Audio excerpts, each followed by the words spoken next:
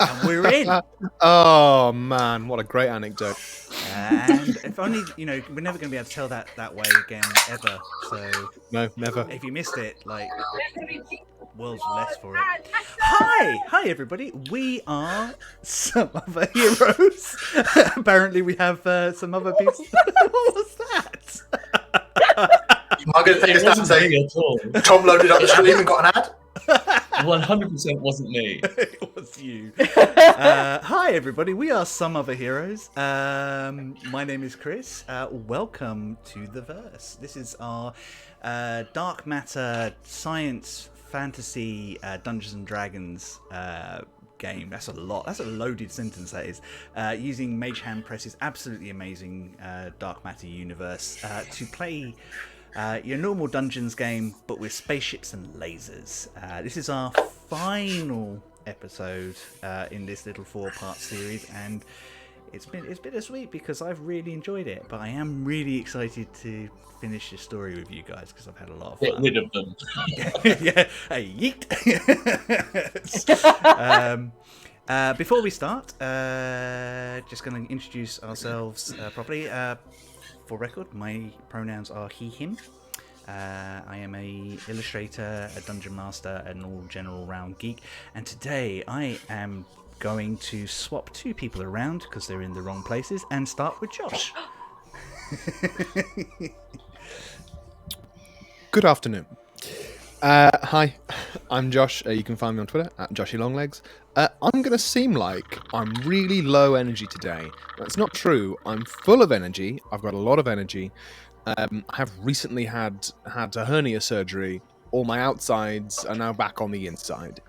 So I'm going to be a little bit quiet, but I'm still going to try and be as effervescent as usual. Having a great time. Painkillers are working. I'm playing Sowilo, by the way, which is how I pronounce their name today, apparently. They're goo. They're a goo conglomerate. And you want to know a fun fact about Sowilo? They cannot get a hernia. And I envy them. Gold. When all of your outsides are insides, they are the hernia. Yeah. Unless they can individually get hernias, but that's a whole different problem. I don't want to think about it.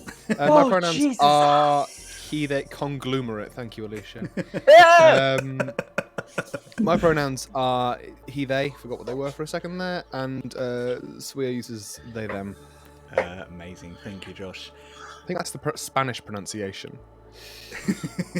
Sowilo. For the Spanish dub of some other verse. Yeah. Yeah, because this is actually, I don't know if you guys know, it's an international stream and it's dubbed across the country. No, because I have to do that, so no, it's not. Yeah, almost Mr. Worldwide. Theo, please take it away. Hello, I'm Theo. I am an illustrator, and my pronouns are they, them, and I will be playing the scrappy little caddy, Sprocket, who also uses they, them pronouns. Awesome. Fantastic. Nikki, do you want to go on a job, making captions for Spanish? No. Hi, everyone. I am the Wario equivalent of Nikki today. I do lots of things, and I'm not going to talk about any of them right now, but pay attention, because at the end of the stream, we're going to talk about all the wonderful, wonderful stuff we're going to be doing about charity, for a charity week in July on at Wiki Game RPG. But I'm playing Cosmo, the gentle bot, who is a sort of he-they vibe, and if you see me clutching my breasts a lot, it's because my waistcoat is far too small and I feel incredibly booby. That was just for me. We are operating at peak performance today. I've got a waistcoat and a fake moustache. This is peak male performance. This is what it looks like. You may not like it, but this is it. Folks, get yourself a man that can do both. I can do neither. Charlie, would you like to introduce yourself?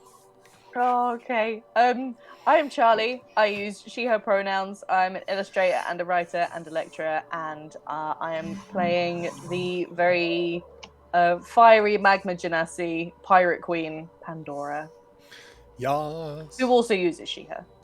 Yay! Awesome. And finally, Tom. Oh, hi. My name's Tom. I use he, they pronouns, and I will be playing today the nastiest dynasties in the known galaxy. Fun fact, dynasties is the Latin name for a rhino beetle. Oh, cool. I did my research. Culture. That's all I need to say, to be honest. I'm just here. You can usually find me at Wicked Game RPG on Twitch. The first time I've not said Wicked Workshop.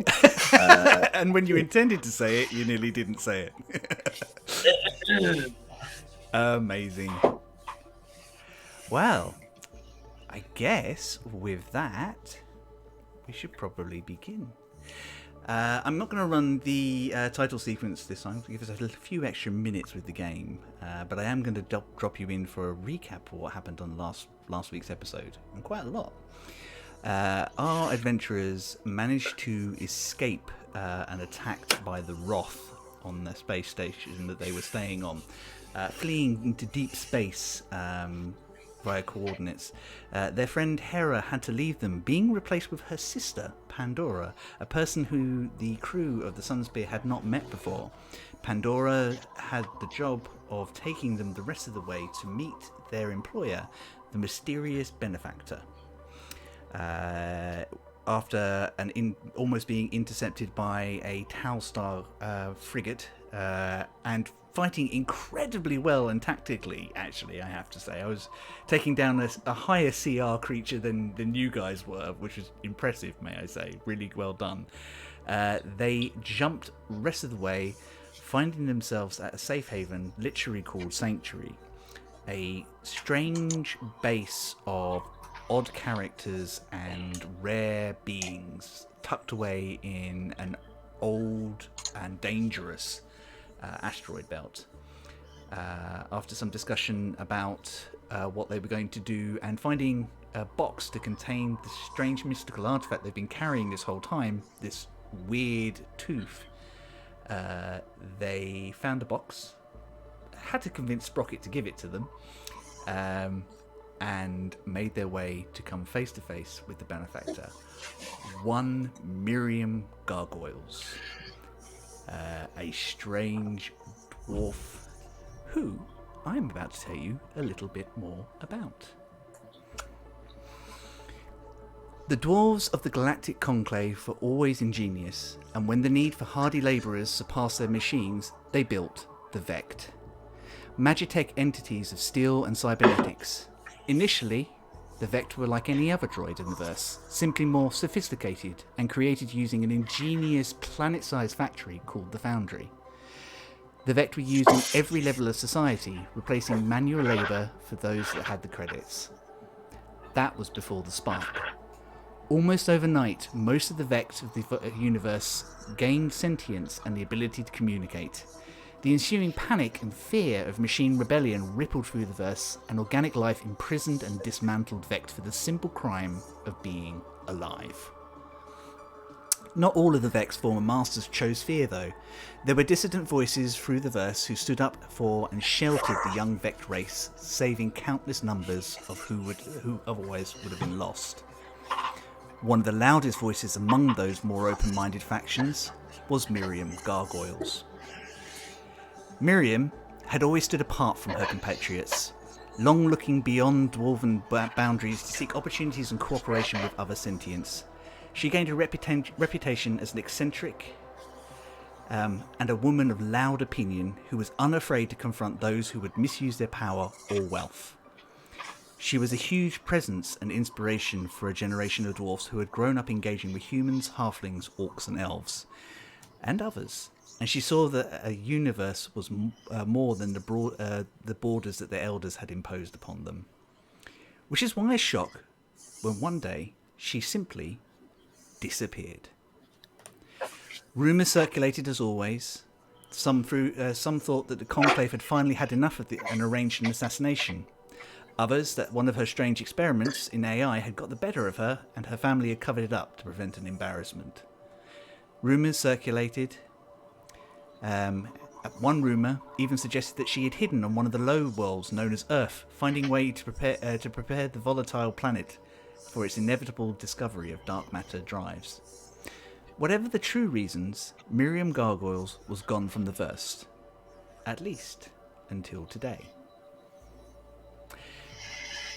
This small but very imposing grey-haired dwarven woman in a long grey sort of cardigan jumper sort of stands before you. She has already told you that she's had a slight hand in making sure your adventures go, having created Doris and the Sunspear and sent them out into the universe to find their own way. Suddenly, you all finding yourselves together kind of makes a little bit more sense. Doris let you all on and gave you access to systems you probably wouldn't have been able to. She encouraged you to find other members, and always the weirdest and most in need. And all the jobs that you have done have always kind of come from the same sort of quarter. Doris built her family, and you are it.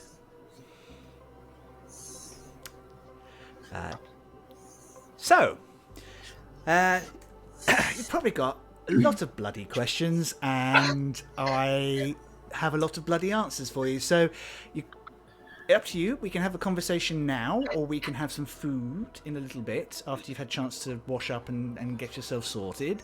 Yes, entirely up to you. Oh, and do you have the tooth?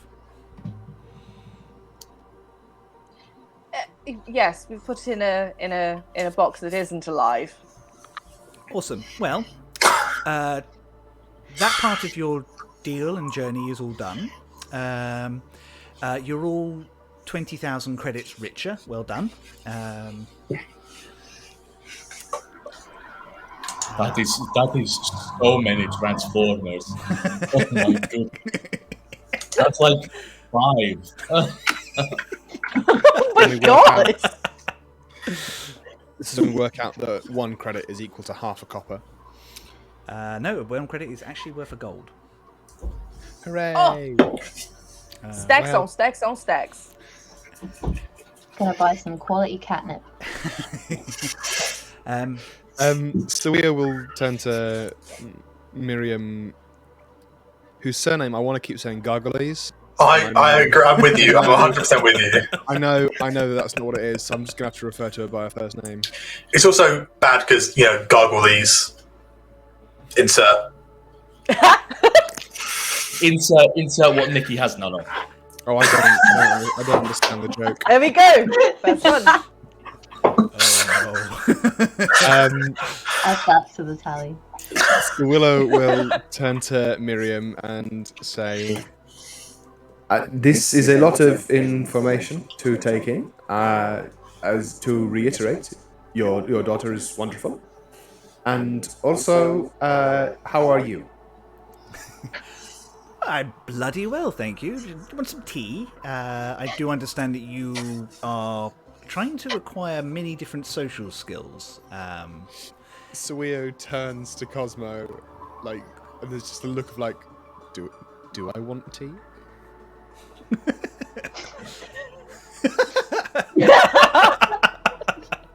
that I Cosmo's, Don't know if I can consume.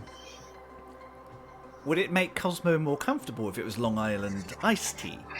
Oh, fuck. It wouldn't make Cosmo more comfortable, but it would make Nikki very comfortable. He loves the Long Island iced tea. Oh, yeah, I do.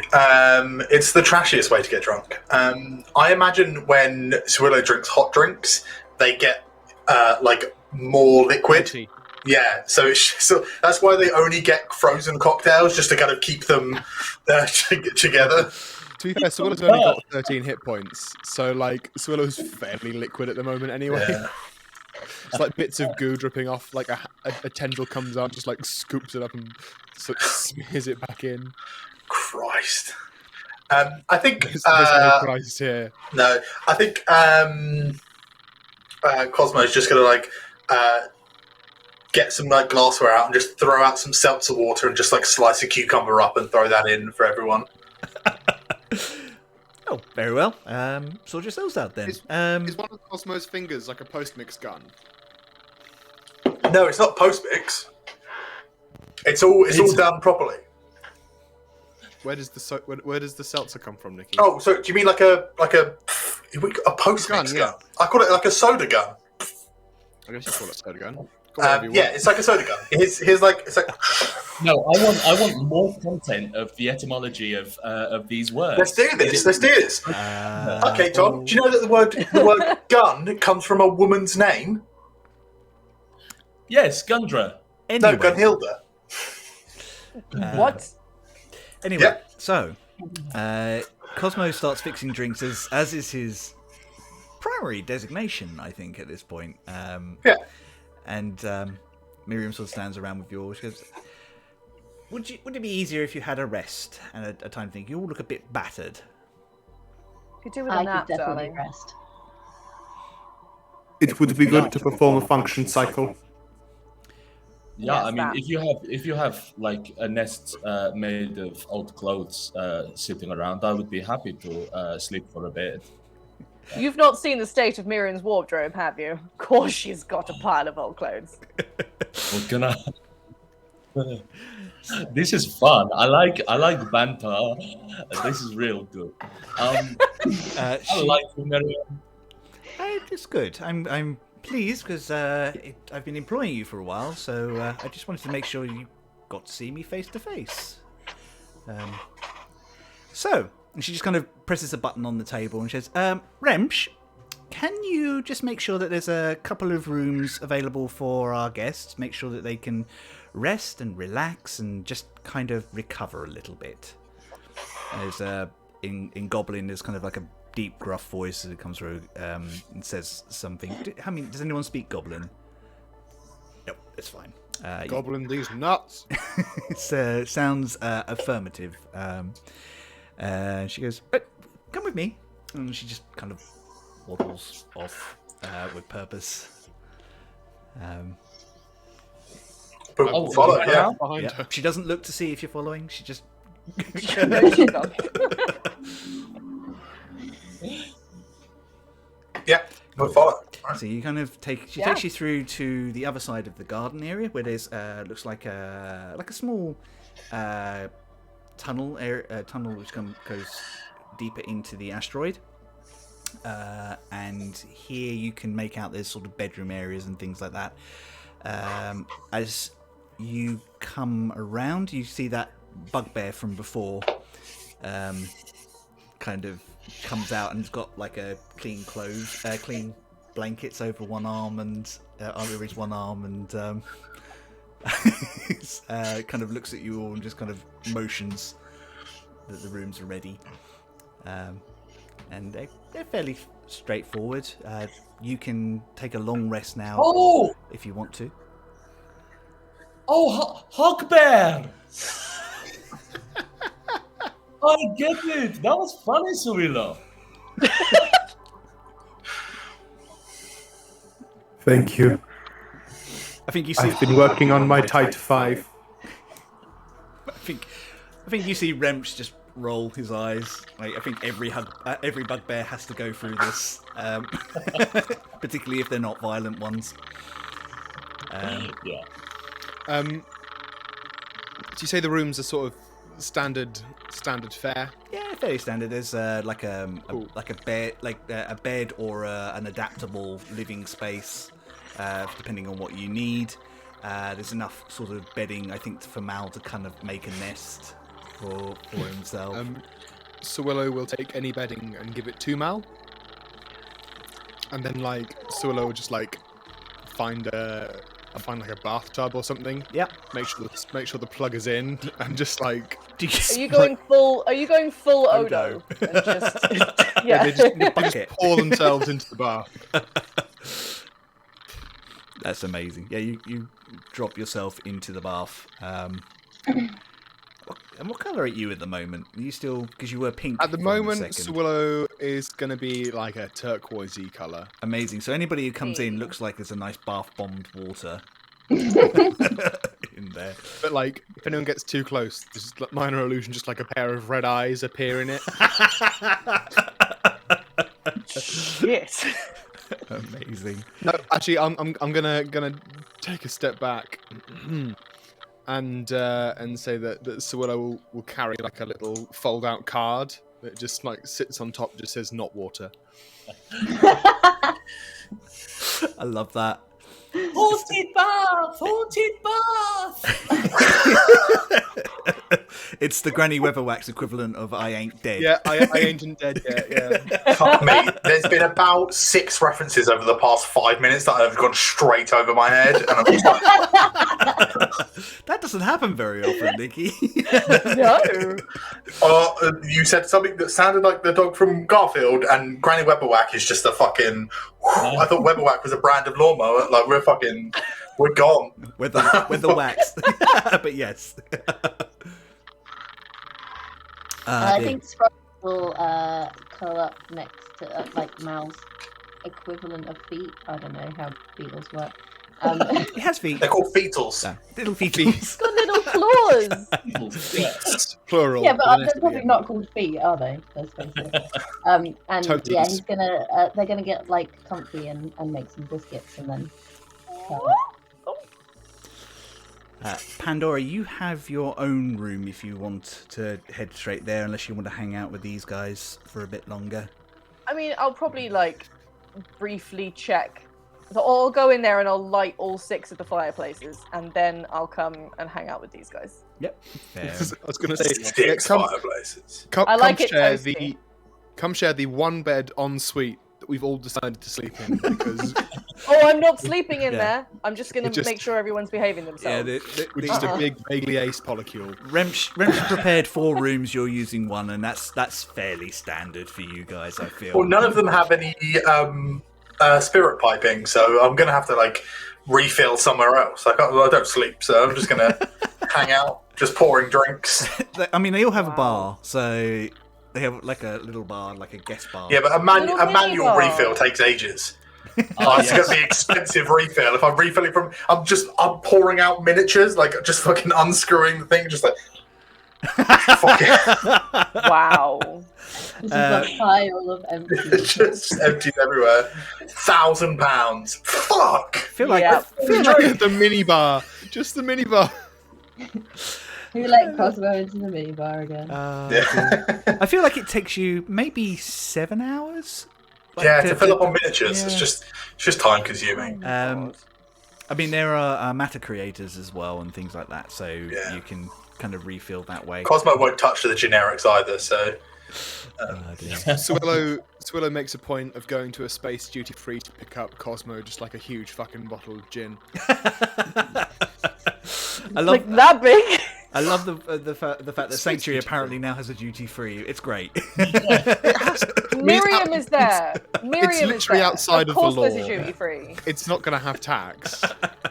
Oh, dear. Long and short of it, lovely people, you can all take a long rest.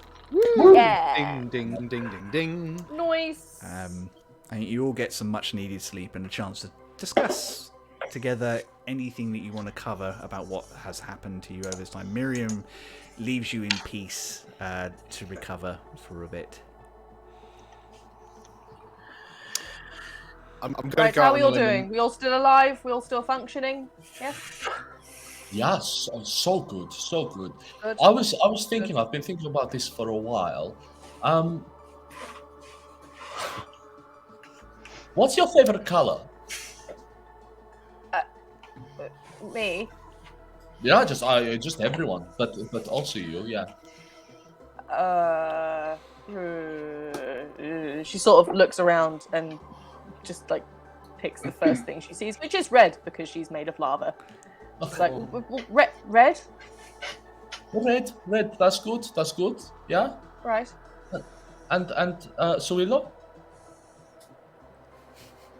There's like a blah, blah, blah, blah, blah, blah.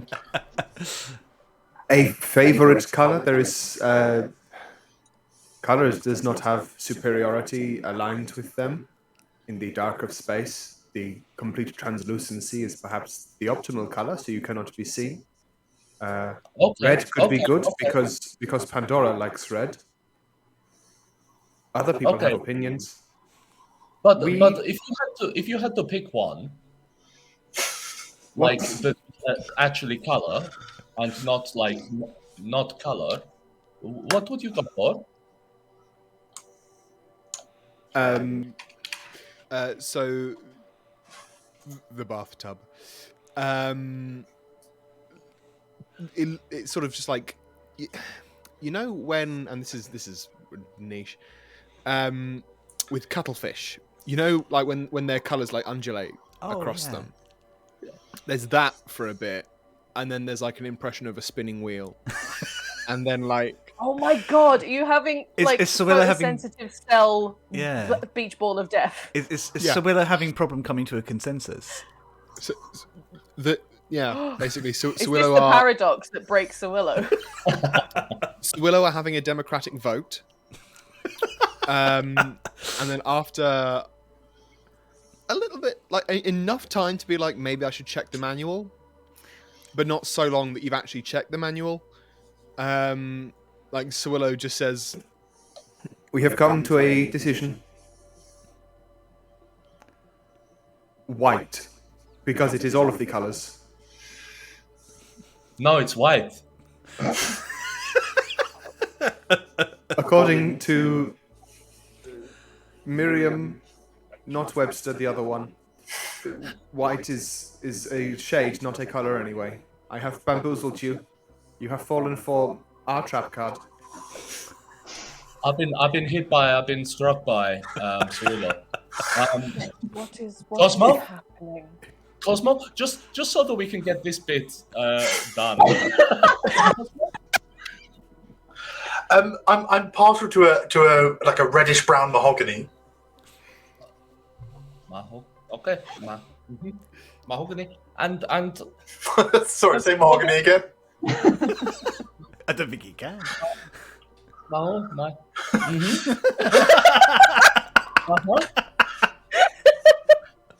And Sprocket, what is your favorite? You know, Please just say blue. Please just say blue. no, definitely not blue. Green. Oh god. Okay, good. That's one word. Green. Yeah. Green is not creative color. Okay, green. That's cool. I like green. Okay, nice. Okay, What is cool, Mal's cool, favorite color? Huh? Yeah, Mal, What what's is your Mal's favorite color? color? Oh. Cosmo's just going to slide over like a mezcal with like a cinnamon stick in it over to Pandora. Just like, Oh, thank you, Jesus. Good God. I think my favorite color is blue because it's mouth color, you know? It's mouth color. It's mouth color. Right? We thought that Mal was black.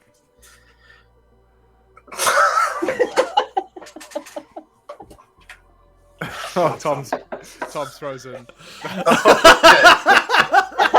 Perfectly frozen. I thought it was just pausing for dramatic effect. That was excellent. Oh, dear. I'm going to you slide hear an me? empty glass Yeah. over and Yeah. ask for a refill. I can hear you please. now. Sorry, didn't hear you after I thought that said that Mal was black. I didn't actually say anything. Okay, cool. And yeah, Mal just takes a little note of that.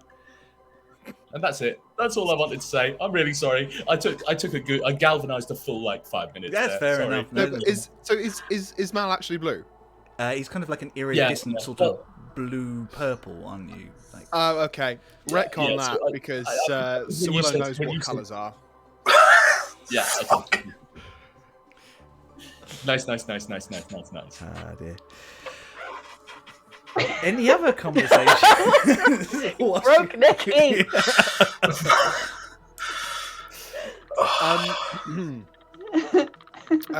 Sowilo is actually going to pipe up. We have been traveling for a long time as a group.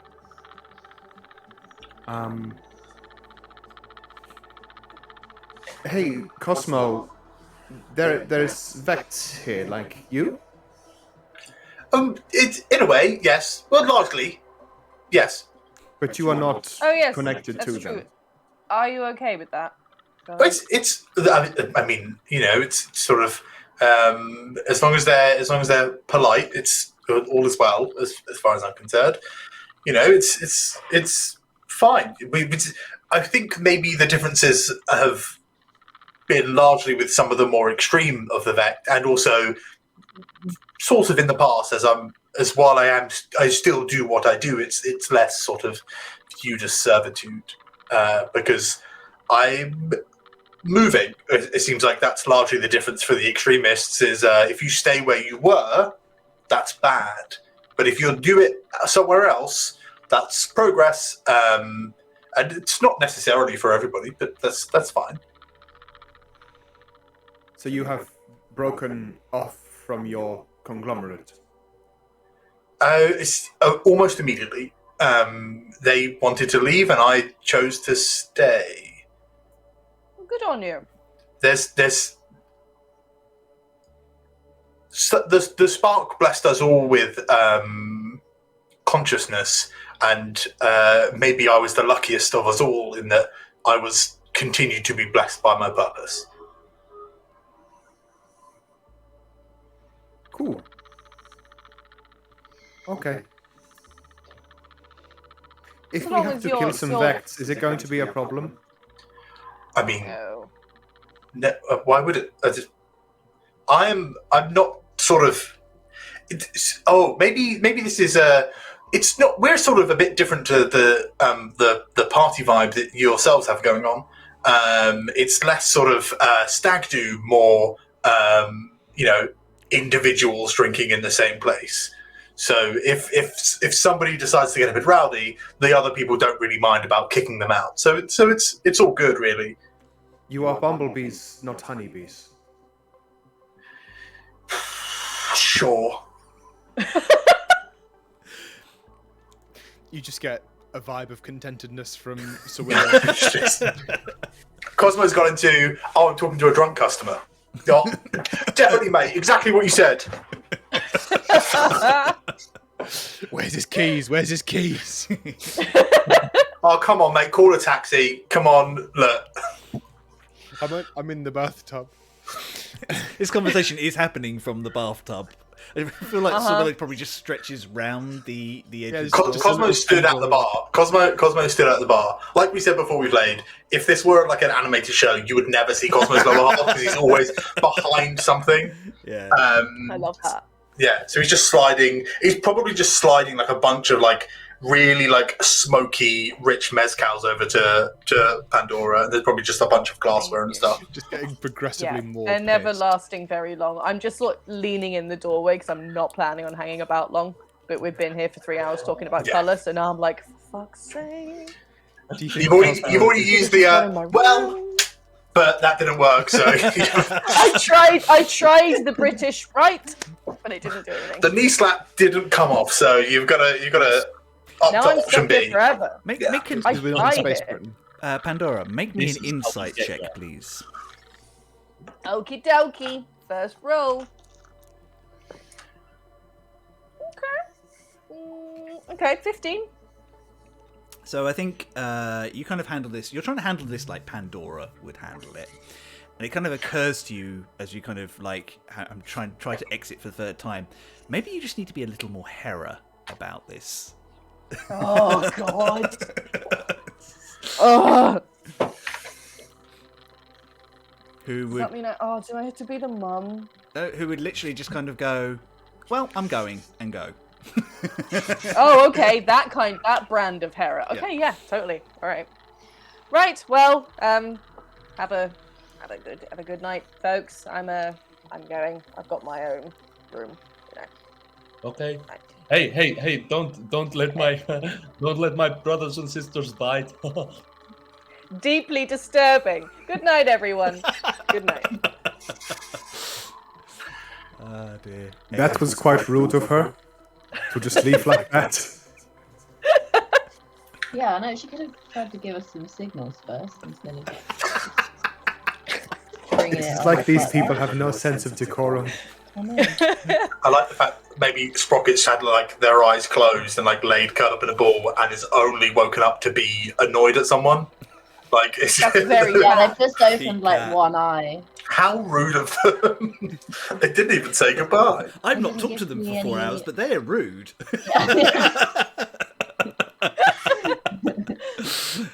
Oh dear, I'm going to keep that one for Nerogwin as well at some point as well. Yeah. So the night carries on. You all manage to have a proper night's rest. Pour Mal out his midnight pint of milk, so he's got that ready for when he wakes up in the middle of the night. I imagine he drinks it like a when a kid's been outside on a hot day and they come in and they pour themselves a glass of water. But during the night, whenever Sprocket wakes up, they just kind of drink a little bit out of the top of the glass. Oh, Oh dear. damn it. And kind of push it a little bit. Closer to the edge. Does Sprocket get up after like Mal's sort of halfway done and kind of just push the Mal bits out the way and then like because cats do as well. The Mal bits, what, like his proboscis is still in it. Just like, nope. Yeah. Just bug hairs, you know? You know how there's an acceptable hairs, level of bug in peanut butter? Yeah. Peanut Yeah, bugger. Yeah, well... Steady. No. Something like that one. The following morning, as time is the cycle comes around, and there is a polite knock on the outside of your door. You open. I've been right at the door the whole time. I've been wide awake because I'm a robot. So just, Fair enough, you don't technically sleep. Yeah. You come face to face with a slightly bigger combat style decked, who has what is mostly deep blue chassis, but the left arm has been repaired in several different places with different plating and things like that. And they look down at you with the kind of that same similar sort of semblance to you. They've got about 6 little motion lights, so they can judge distances and stuff. And they say in a very cheerful voice, "Well, good morning. If you're not too busy, Miss Gargoyles would like to offer you breakfast and company and recharge for those of you that do not consume." I've just pinged you the details. That's when I'm waking up. I was going to say, that's Cosmo finishing charging. Just like, yeah, I think maybe I'll get like a really small, like an absinthe spoon, and just like clink it on some silver to try and wake everyone up. Just. That does not work. No, you're You going hear to the need louder than sound. that. You hear the sound that can only be described as goo getting out of a bathtub. Is that like dropping putty out of a tub? Yep. Yeah, it kind of is, yeah. No, it's Yeah, like one of those. exactly. It's a Good cow. Foley, It's like a Chris. cow sound machine. Oh, no! Depends how bad the night was last night. Well, and That's one of my favourite bits that Tom does. So any opportunity, I will set him up to make that noise. I think, Sowilo in a vaguely humanoid form walks around, but like their head is still like slightly square. Oh, Got bedhead. Got tub I head. think, yeah, Mal's been up ever since the milk because Peter's been drinking fucking milk and he's very, very ill. oh no! No. Oh shit! Mal sleeps from like 10 till 12, drinks a pint of milk, and then is violently sick until 8 a.m. and then he's fine. He's just been sat there in the corner of That's the a room. bad routine. You used to take a Cosmo's point. turn. You used to take a point. Cosmo, I feel like I'm gonna like just for the I love the idea that it happens every night. Mal always wakes up and is like, "Oh, my milk. I'll drink my milk, and then I'll be sick, and then I'll be fine." Cosmo, I'm scared. I don't wanna.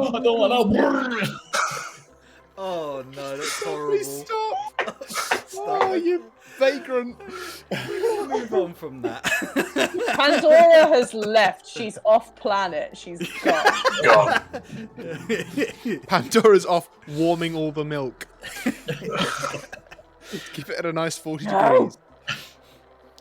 You have to understand, some other heroes, that we can't just yes and once. We have to yes and about something. It's yes and until the DM says no. Yeah. Like that's the flow as. We knew that. We We knew knew that. that, and we Yeah. wanted it. Yeah, we went for it, and I've learned to say no.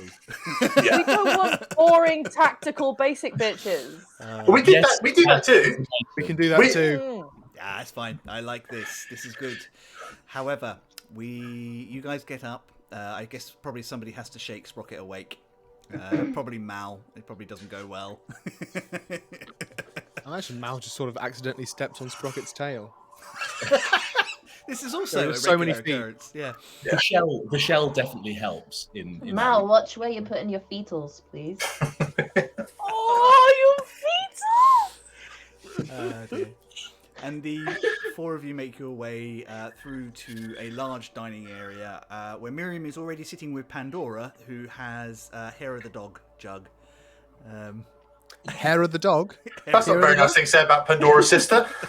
Yeah, I got a bit confused there, so I was like, did Hera turn into a dog? No, hair of the dog. Hair of the dog. Yeah, I'm sitting in a pretty ratty looking dressing gown as well. I have not got changed. Miriam looks up from where she's buttering a slice of bread. Ah, good morning. Do come over. We could do as we can. Those of you that eat, please help yourself. Those of you who need additional charging. We've got a and things like Tesla charge port over there. You can plug yourself in. But where does it go? Have you got milk? Wherever you want. No, we don't. I'm next door. These walls are thick. And I still heard how bad an idea that was. It comes out of my inside mouth. Like Yes, it's just no. You will have a green tea and you will drink it. Okay. Dear. Sowilo will pick up. I assume there's like a continental breakfast deal going on there. I don't know why. Space continental. Space continental, yeah. Yep. Sure. There's Klingon over here. There's baguettes Yeah. over there. And there are still incredibly dry croissants. Yeah. They're just Yeah. they're dry and Imported- rubbery. It's just fucking You just pay out over the odds to get them from sent out from Earth. yeah. They do not travel well, and absolutely do not travel through space well. Earth has It's wild to me that Earth was able to perfect breakfast. It's wonderful. Earth is I'm so basically glad that we're at this Space Thompson's resort. Earth has basically built a whole entire new currency based on the export of stale croissants. Oh my god, Earth is just one big brunch spot, and I'm okay with that. that's the best possible outcome. Oh, mean, it's the you best think you've thing got about hard? Earth, Well, so. me and your mother used to work at the croissant mines. Sorry, such a cackle. Miriam kind of points to get you all sit down, and once you've helped yourself to whatever you need, she kind of goes, right, well, I have answers if you have questions, and I also have a small request as well, of which you will of course be rewarded, as is our normal or normal routine. If the request is from Al to not drink milk, I have grave news for you. He's already barred from any milk consumption. I've told all the servers. He'll get it. One way or another, he will get the milk. Oh dear. Have you tried alternatives? There are. Doesn't like them. He doesn't like them. He drinks Gold Top and nothing else. Oh my god. I just don't understand They're why in you call it space. milk if it's made from nuts, you know? Is it Just call it like, nut did juice. somebody make the "how do they milk the nuts" joke in front of Mal, and now he's stuck on that? Yeah. He doesn't trust it. Just call it milky nut juice, you know? Like, just call it how it is, you know? dear. At a push, you'll have Elmley double cream, but who prefers gold top? He actually just drinks rice pudding. Oh God. Anyway. Yeah. So, if you have any questions in relation to the tooth, what you've been up to, or anything like that, here is an opportunity to ask Miriam directly. Anyway, back to dairy. So, So what's So, your Miriam- second favourite colour? Oh wow, we came in the mood tonight, didn't we? I love So- Oh, Miriam, we have delivered the tooth for you. Our scans are not able to pick up much on it. Perhaps you can tell us. Sowilo pauses and is like, "Oh no." Perhaps you can tell us the truth on the tooth. That's really good, darling. Well done, all of you. That was very good. don't! I whack Miriam on the arm, like, don't bloody encourage. Let an old woman enjoy a bad dad joke. That was... By the way, it's very hard for me to not reply when someone says Miriam, because she's my character. She... So I hear Miriam, and I'm like, me? Mm? Yes. I knew I would do it just to mess Charlie up. The truth about the tooth is the tooth belongs to an old friend. Big friend. Belongs as in was in them, kind of belongs. Not Right. an old friend of this universe's, to be precise. What do you know about celestial dragons? I'm going. Not a whole lot. Not a... There is like the pinwheel of doom again. I mean, any of you can make a nature, an arcana, or a history check to see. I'll do an histoire check. No, I'm not good at any of that stuff. No. -2s across the board. Yay! 25, 25, 25. Ooh. Nice. That was an unnatural one. An unnatural one. Hey! Big rolls today. Cosmos Rocket, over you. I got a 21 Arcana. A 21 arcana. Dang. Sorry, what was yours again, Josh? It was 25. 25. For which skill did you use? History. History, cool. So, from Sowilo's perspective, data that you have absorbed from various machines over the years and the information that you have stored within your hive, there are lots of information about these dragons are the largest of the dragons moving around the cosmos. They do not need to stay on a planet in order to survive. In fact, it's kind of estimated that they just feed on the natural energy around the verse itself. Like whales. Yeah, kind of. Yeah, they kind of feed on the small bits that don't live. When they're small and young, they have a tendency to eat meat and things like that, but when they get to galactic scale, they are free to just exist. I thought the Welsh ate normal food. They do. They krill. Yes, so they are highly dangerous, very rare, and are considered some of the oldest creatures in existence. Sprocket with Arcana, you know for a fact that they are linked to the intrinsic magic of the universe. They are lodestones of power and highly chased after by things like a tooth belonging to a celestial dragon like this would be highly prized because just the sheer level of resources that you could get from it as a mage or even an arcanist, huge, absolutely huge. You also know that sometimes these things need to be given willingly by the dragon in question, or they lose their power. The tooth loses the power, not the dragon. Yeah. Right. Sorry, I had like a. No, that's fine. That's good. I'm really having a dumb day today. But I got that wire across up and Why would it have to? Why would it lose its power? That's mad. But yeah, I'm with you. Sorry. Miriam kind of goes on to say, further say, so this tooth, and she kind of taps the article in front of her, belonged to an ancient celestial dragon who, what we can work out, sacrificed themselves in order to protect the verse a long time ago. It is a key. It is a key that opens a currently sleeping maw. Now this is where things get funny. Did any of you have strange dreams or visions whilst around the tooth? Yes, we all did, and we all spoke about them. Like, what? I think the only person who didn't was Pandora. Yeah, and I don't know about the dreams or anything. Nope.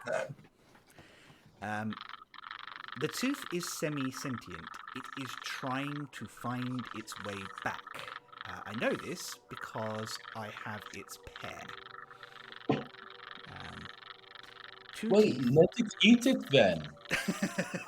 I think there's just a gentle reach out and a tap on Mal's arm in a kind of like reassuring motherly way. Yes, dear.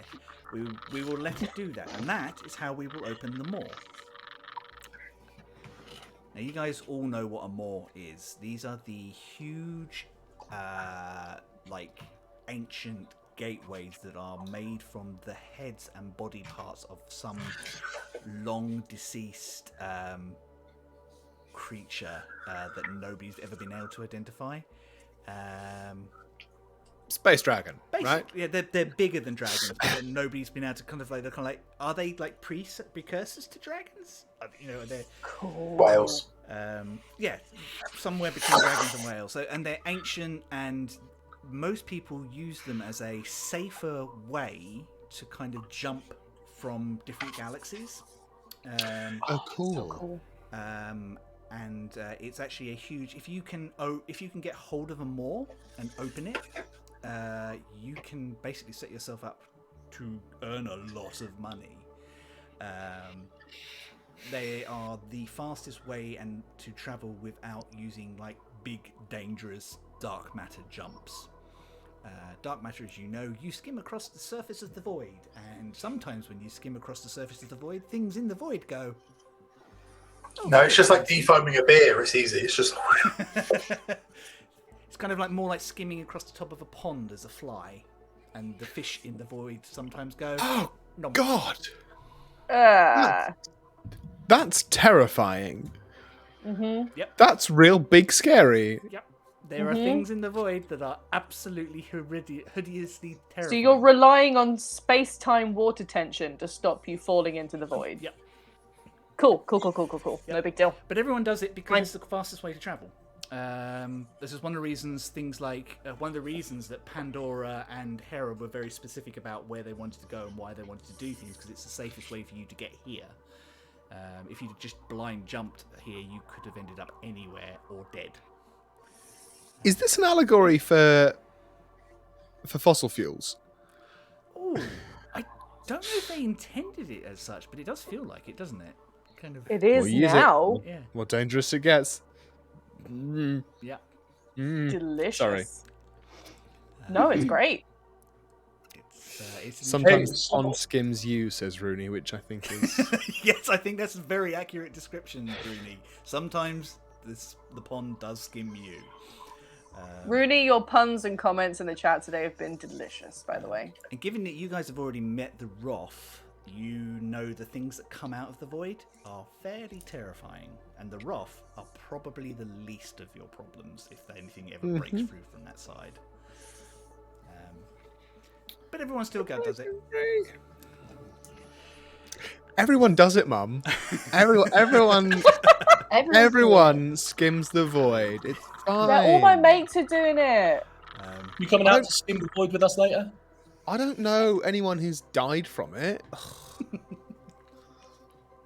Like Wobbly Jeff had to go to hospital that time, but he got a hand back. Wobbly Jeff is definitely a plasmoid.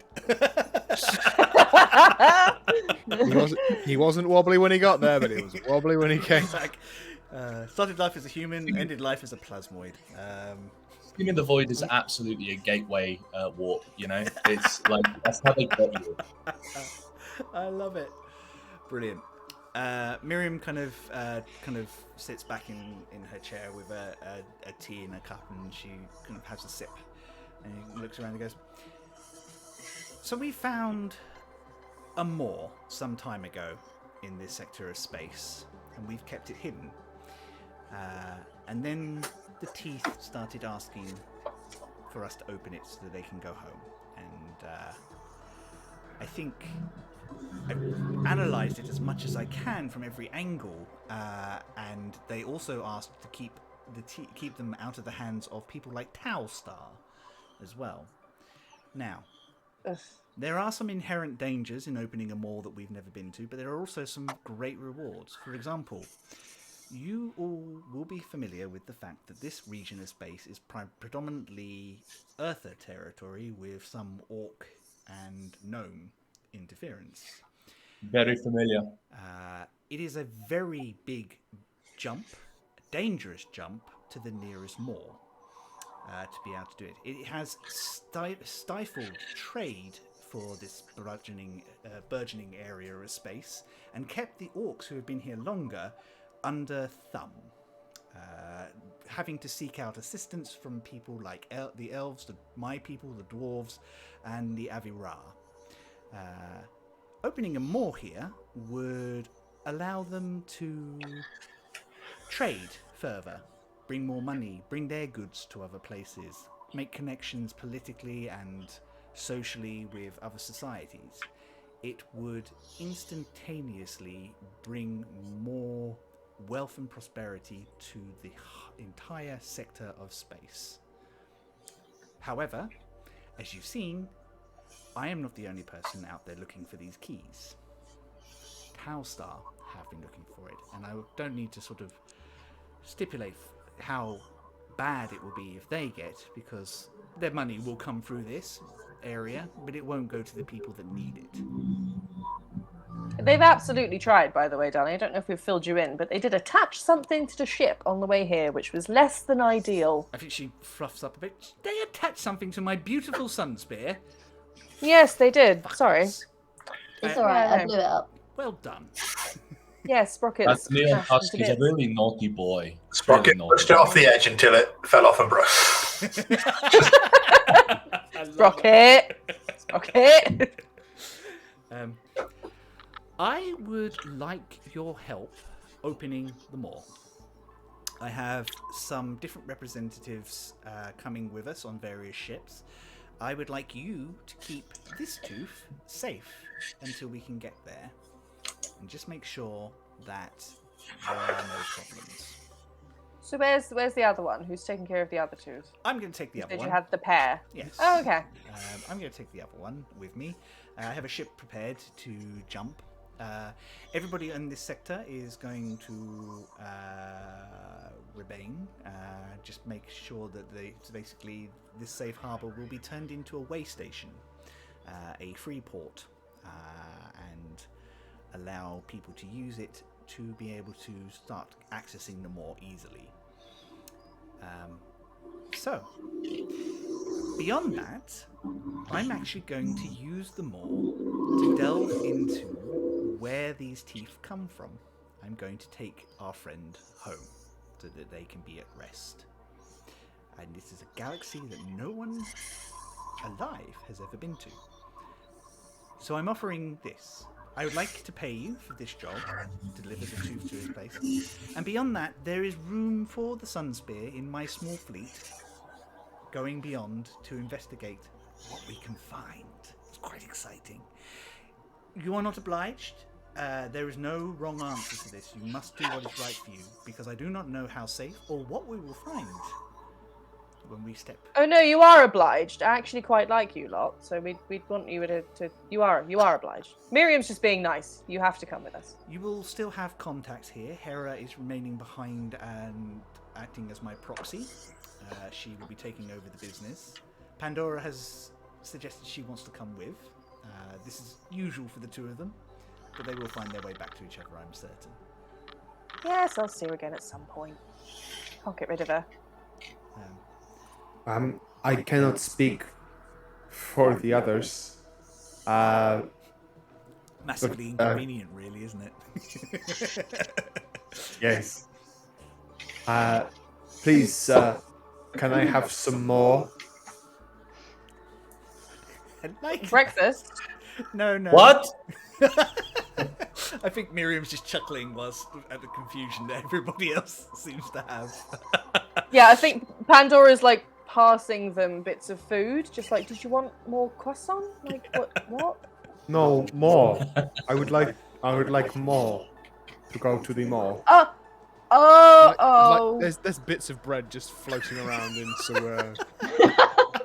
Ew, soggy At bread one is the point, worst. comically, like 2 bits of earth salami just like appear where their head would be. A croissant, just Yeah. Yeah. Perfect. We've all been breakfast drunk. Why do I think like Molly's that? literally just like looking at the units, like waiting for them to make a decision, and we'll just go with whatever decision they go for. Well, it's not like we've got any other plans, right? It'll be fun. It'll be fun and a little bit terrifying. That's the best kind of fun. I mean, are you all happy to do it? I'm happy. It sounds cool. There's going to be new stuff, things people haven't seen before. Oh, Sprocket, you have no Danger? idea. You're going to have so many things that you can fuck about with. You're going to love it. Well, I'm happy as a bug then. In a rug. What? In a rug. Have you got a rug? If you want, darling. No problem. I think I can be a happy bug rug. But, like, if you want. And what about you, Cosmo? I mean, if that's where the bar's going, that's where I'll be for now. And until every bar needs a barbot. Seamless. Bobbit. I think what we're all trying to say is let's go. Fantastic. That's what I was hoping to hear. I do Really? love the puns. Really? That specifically was what you were hoping to hear. Yeah, that's specifically what she was Anything hoping else? to hear. Yeah. I'm in. Nah, Terribly sorry. Occasionally, the accent of Doris slips into my own way of speaking. Now you listen here. Don't you go putting that on me. That was your turn. Where'd she come from? Doris, is there a ship sitting at the table with us? Doris is always in the intercoms and stuff like that. Just an iPad on a Segway. Yeah. Yeah. Oh God, yes. Terribly sorry, sweetness. But I'm quite excited. I think it'll be fun. Wonderful. Good. So, Miriam, what's the plan? Right. Well, I think what we'll do is we'll split these two teeth up. And she hands the tooth to Mal, I think. She pushes it. Look of terror.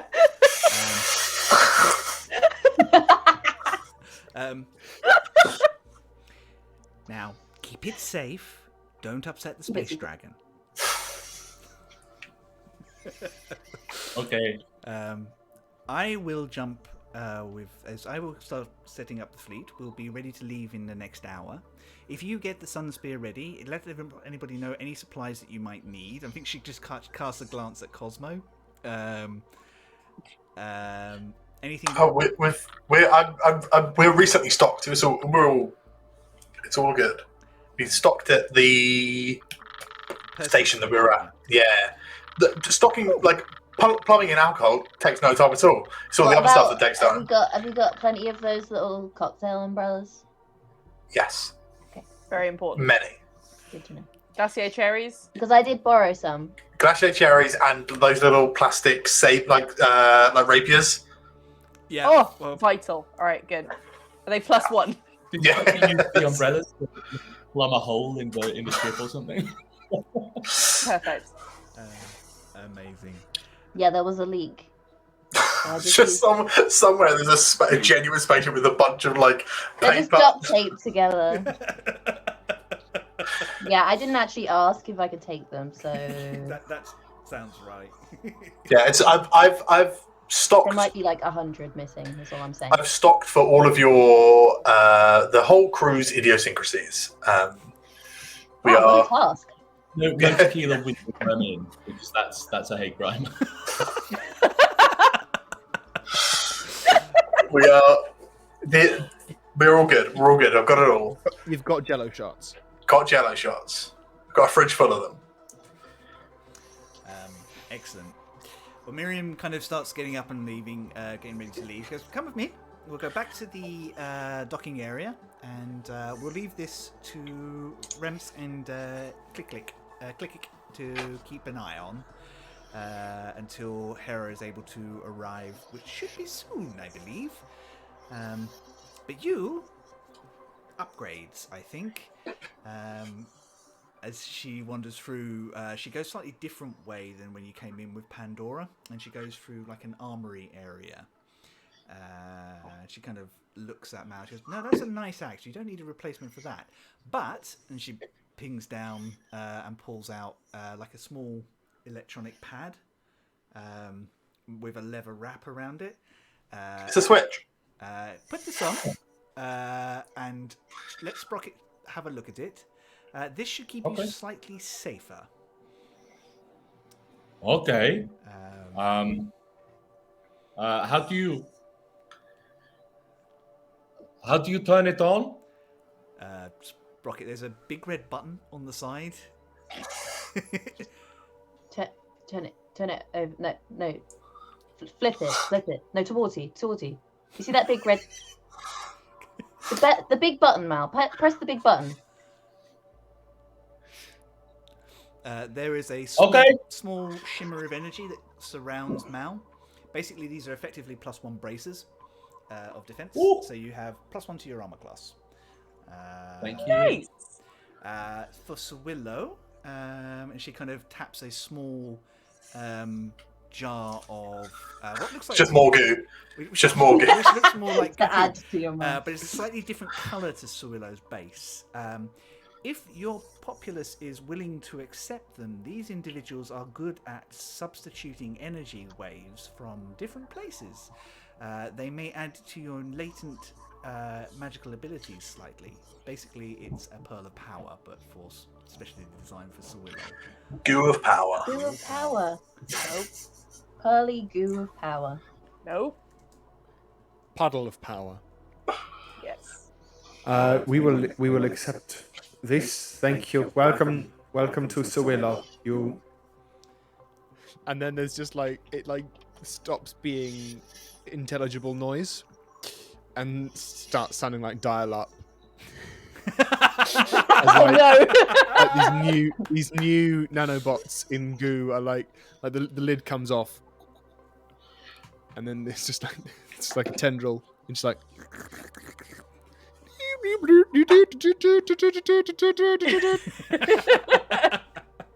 I love it. Anyone that speaks deep speech would understand what was going on. Does anybody? Nope. Everyone's a bit like, nope. It's just 1,000 voices going, hi. Hi. Nice to meet you. Hi.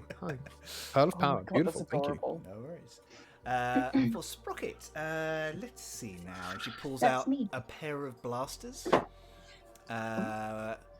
My own special design, but you I can... was going to make a joke that you're giving Sprocket a gun, and you just fully gave them 2 guns. So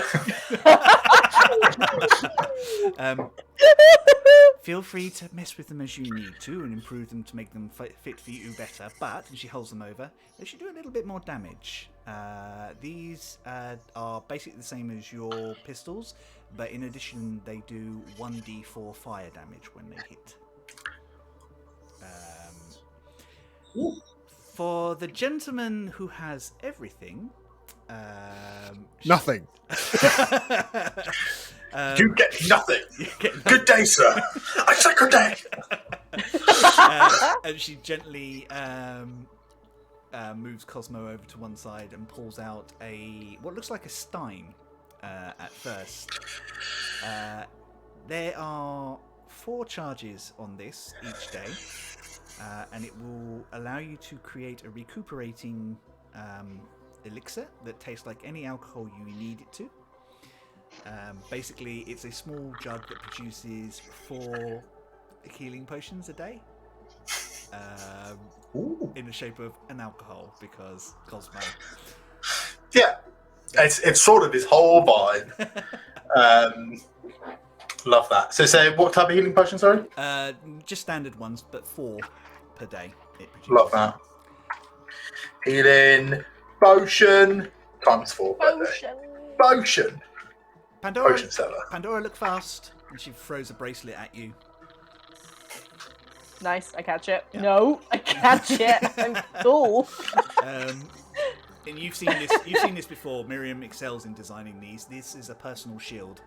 And basically, when you are not using your trident two-handed, you can add 2 to your armor class. 2? As it basically counts as a shield. Cool. But doesn't encumber you in this. You don't have to take it on and off like you do a shield. When you can literally swap between 2 hands or 1 hand straight away. Nice. Have you given Is it her a my colour? Pandora bracelet? I have given her a Pandora Oh my god! I didn't even clock that! Yes! I have a Pandora bracelet. Has it got little charms on It it? has lots of little charms. Okay, good. Say pretty. Right. Okay, I put it on. Let's go look at your ship. And I'm still in a dressing gown and fluffy slippers. Can I get changed? Oh yes, meet us at the dock. Yes, back in a minute. I love the idea of Pandora fully embracing this wine aunt vibe and just walking around fluffy slippers, the fluffy dressing gown. Mm-hmm. But the fluff is singed at the edges. Yes. Yeah, the fluff is very singed. I'm having a Diet Coke and a vodka, and It's the morning. I'll eventually. Yeah. Yeah. It's Diet Coke. It's the Calm morning. down. Yeah. Don't worry. And I'm Space gonna have a Ghost. shower that's like 100 degrees, and then I'll come meet you guys. Perfect. I think in this time, Mal has absolutely just been like really, really close to Sprocket's face to sort of see if he can hear their teeth. Sorry, just to like see if it's a universal thing. What is it all like? Canine teeth are sentient? Mal, I don't know. We've talked about this. You're too close right now. The Remember proboscis that, is just that like- talk we had about like personal space? Is that your teeth talking or you? My mouth is moving. My teeth do not talk. Okay. You see Sowilo in the background with a notepad just like writing down teeth don't talk. I love this energy that this idea that Sowilo's been walking around since that whole tooth incident, kind of going, "Is this a normal thing? Do biologicals do this normally?"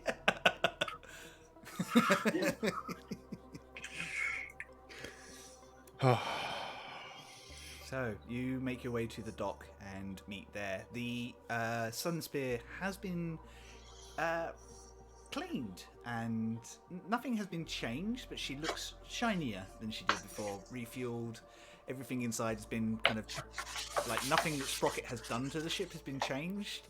Probably because you figured that every time that somebody went near it, they got an electric shock from one of the diodes that Boris has around the ship to kind of internal defenses and things, or just bad wiring from quick jobs by Sprocket. Hey, if it ain't broke, don't fix it. Exactly. You know what I mean? Oh no! And sometimes, also, if it is broke, don't fix it. But that's, you know. Notes for John Adams 2.0. John Adams 2.0 is going to have Sonic the Hedgehog teeth. Just made myself very scared about that. Horrible. Oh What a my horrible God. sentence. So you move through the ship and you can see that everything's set up. Miriam plugs in, gives you some coordinates. We'll meet here as quick as you can. You should be ready to jump and we'll head straight over. We'll need to maneuver in from there, and that's where it gets tricky. But good luck. Pandora, are you keeping this lot out of trouble? Sorry, what? Oh, yeah. Yes, you'll be fine. And I shall see you shortly. Bye, darling. She goes down the ramp and she starts shouting for some people. And you kind of look over. You can see a ship a couple over. Similar to the way that the Sunspear has been thrown, looks like it's been thrown together. There is a longer, sleeker ship that looks like it has been modified from different parts. The front of it is like an axe head, which has kind of definitely been taken from a dwarven exploratory vessel. Oh, that's Miriam's whip, right? Yep. That's gotta be hers. Yep. Does it have hydraulics in the back? Neon Yeah, underneath? and neons and nos. Is it called the battle axe? No, not where you can, not where it can hear you. Okay. The mirror map. We're in space, no one can hear you.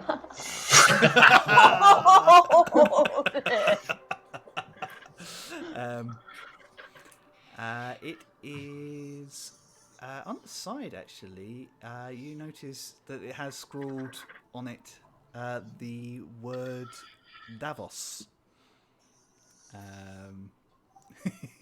So it is the Davos.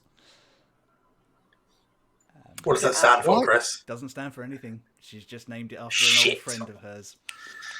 I think Yes. Pandora can explain. Davos. That's what it stands for. I mean, Pandora can explain that Miriam used to have a friend, a huge minotaur named Davos, who she adventured with for a long time before. I called him David. It went down well. Didn't like that. You guys do prep for launch, and Oh. I like to think that in order to get Sowilo ready in the bar, there is like a big shaker that Sowilo can get in. Make sure that everything's nicely distributed as well. There's just a champagne bucket that's kept in the freezer. It's just to pull out a champagne bucket so they can climb it, just to kind of like solidify a bit for moving around the ship while it's jumping. Sowilo read the article about having a cold shower every morning to awaken your brain. Really took it to heart. Oh. Love that. Okay, so you guys get yourselves ready. You prepare for takeoff, and you leap into the void. Pandora, can you give me a piloting check, please? Yes, Zach. Yes, I'm not the pilot anymore. Oh yeah, I'm sitting there. I've definitely got my feet up on the console. Wait, fuck, I'm the captain now. Shit. 22. 22, excellent. That is really good. So you're going to sift through the asteroids and the defenses, knowing where you need to go and how quickly you need to get there. Getting to the outer edge of this asteroid belt, and there's a burst of energy through, and you guys all feel that pull and push at the same time as you jump to through the void. You arrive probably about 5 minutes your time, but about 15-20 minutes galactic time. Out a strange orange nebula area. There is nothing immediately visible, and then Doris does a scan. Does anyone want to help her? Yeah. Yep. In fact, you can roll a scan. No, not Mal's strong suit. Sprocket, did you want to do a scan as well? You and Sowilo? Yeah. Do it. I'll give Sprocket inspiration. Amazing. What did you get, Josh? What kind of check is that, sorry? Scan, so that'd be a data check. Data. Data. Data. Da da da da da da da da da. Roll. 27 without inspiration. I rolled a 1. I'm A 1, okay. Did you say I'm muted? No, No. No, I was. Theo was. Oh. Yes, so you throw out a couple of pulses and check the area, and you realise that there is quite a powerful invisibility spell being cast over a large mass, about half a kilometre away from you. There is the scan pick up another ship as you watch the Davos appear with 4 or 5 different smaller vessels, all of which of a similar sort of thrown together design. Seems like Miriam has been building ships for this for a while. She's really got her ships together. She really has got her ships together. She immediately starts the Davos immediately starts heading towards that mass, guiding you in, and the other ships kind of fall into formation. It's up to you guys if you want to wait to see what happens, or you can also fall into formation. Ladies, let's get into formation.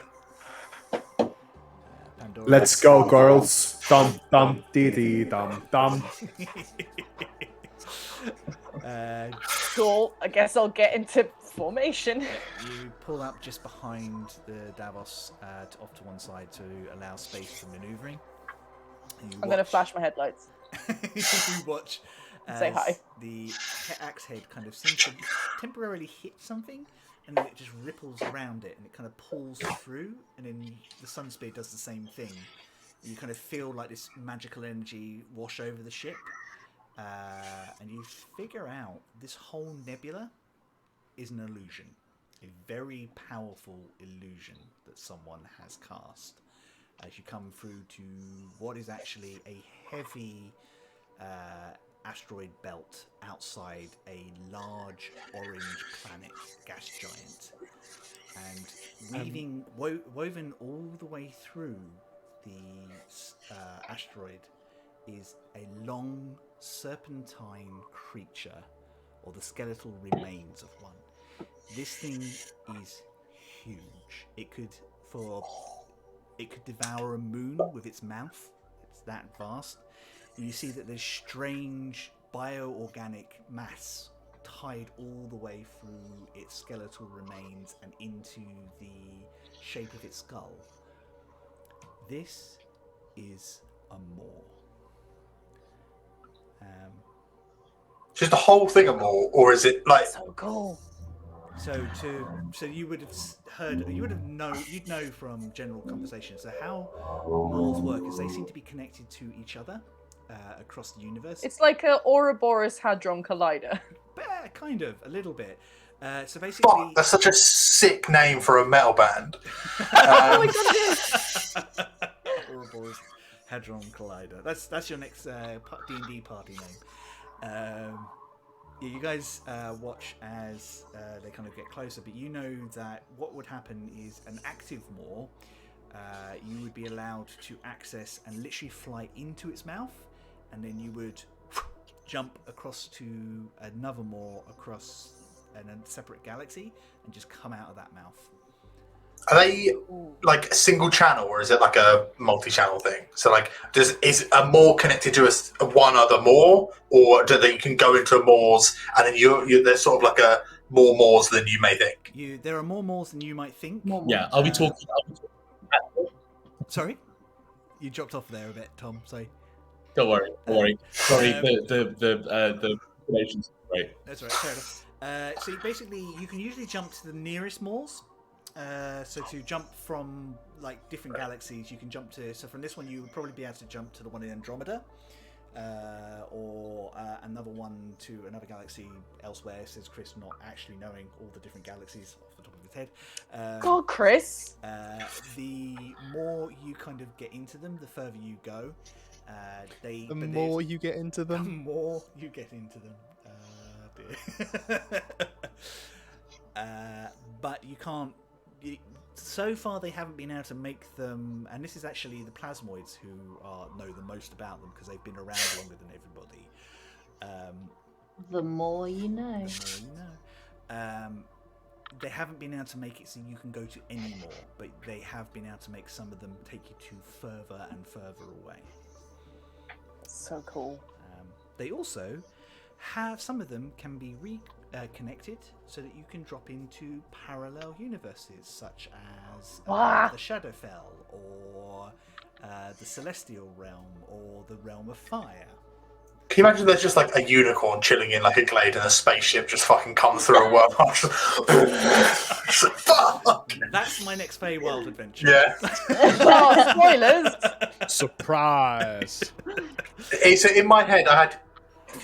I'm going to say, you know, in Whitby, where they've got the whale's jaw by the beach, we all know, we're all been to Whitby, right? They've got a big like whale. And that's what I had in my mind when you were talking about the board. There's a whale's mouth in Whitby that you can walk through. Yeah, it's massive. It's a Stargate, but made out of a whale's thing, mouth. But vast. It's like a bone Stargate, yeah. Like absolutely vast, like a bioorganic Stargate, basically. Cool. So are they still alive as well? Nobody knows. They seem Because so we don't like as someone sort of like it flies doesn't into go them, you don't get. I think I swallowed something.